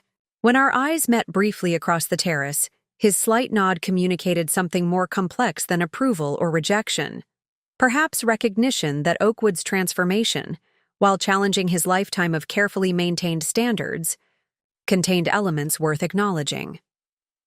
Later, as guests began departing and the event wound toward conclusion, Bradford approached with professional satisfaction, evident in his expression. "Remarkable success," he observed. "You've managed to reinvent Oakwood while preserving its essential character. No small achievement. The Montgomery family seems to be adapting better than expected," I noted, watching as Margaret and her artists exchanged contact information while Charles looked on with resigned tolerance. "Some more than others," Bradford agreed, following my gaze. "But even Charles has evolved beyond his initial position. 6 months ago, he would never have attended this gathering, let alone permitted Margaret's artwork to be publicly displayed. People can surprise you," I reflected, "especially when provided space to exist authentically rather than performing expected roles." "Including yourself?" Bradford suggested with surprising perception. "The Vanessa Montgomery who first approached me about purchasing Oakwood seems quite different from the woman hosting today's event." His observation caught me off guard with its accuracy. I began this process seeking acknowledgement from a family that had marginalized me, revenge real estate, as Eliot once called it. And now? Now I understand that preserving legacy requires more than ownership. It demands stewardship, respect for complex truths, willingness to evolve without abandoning essential foundations. I smiled at the unexpected journey from my initial motivations to current reality. Perhaps I've absorbed some valuable aspects of Montgomery tradition while challenging others that needed disruption. Bradford's expression suggested appreciation for this nuanced perspective. "The best transformations maintain continuity with the past while creating space for necessary change." As the final guests departed and Oakwood settled into evening quiet, Eliot and I found ourselves alone on the terrace, contemplating the property that had catalyzed such profound shifts in our relationship and family dynamics. "Tonight exceeded my expectations," Eliot admitted, his arm around my shoulders as we gazed at the moonlit gardens. "I anticipated polite tolerance at best, ongoing resistance at worst. Instead, there were moments of genuine connection I've never experienced at Montgomery gatherings. People respond to authenticity," I suggested. "When artifice and performative roles are removed, genuine engagement becomes possible." He nodded thoughtfully. "Father once told me that Montgomery traditions existed to protect family legacy from external threats and internal weakness.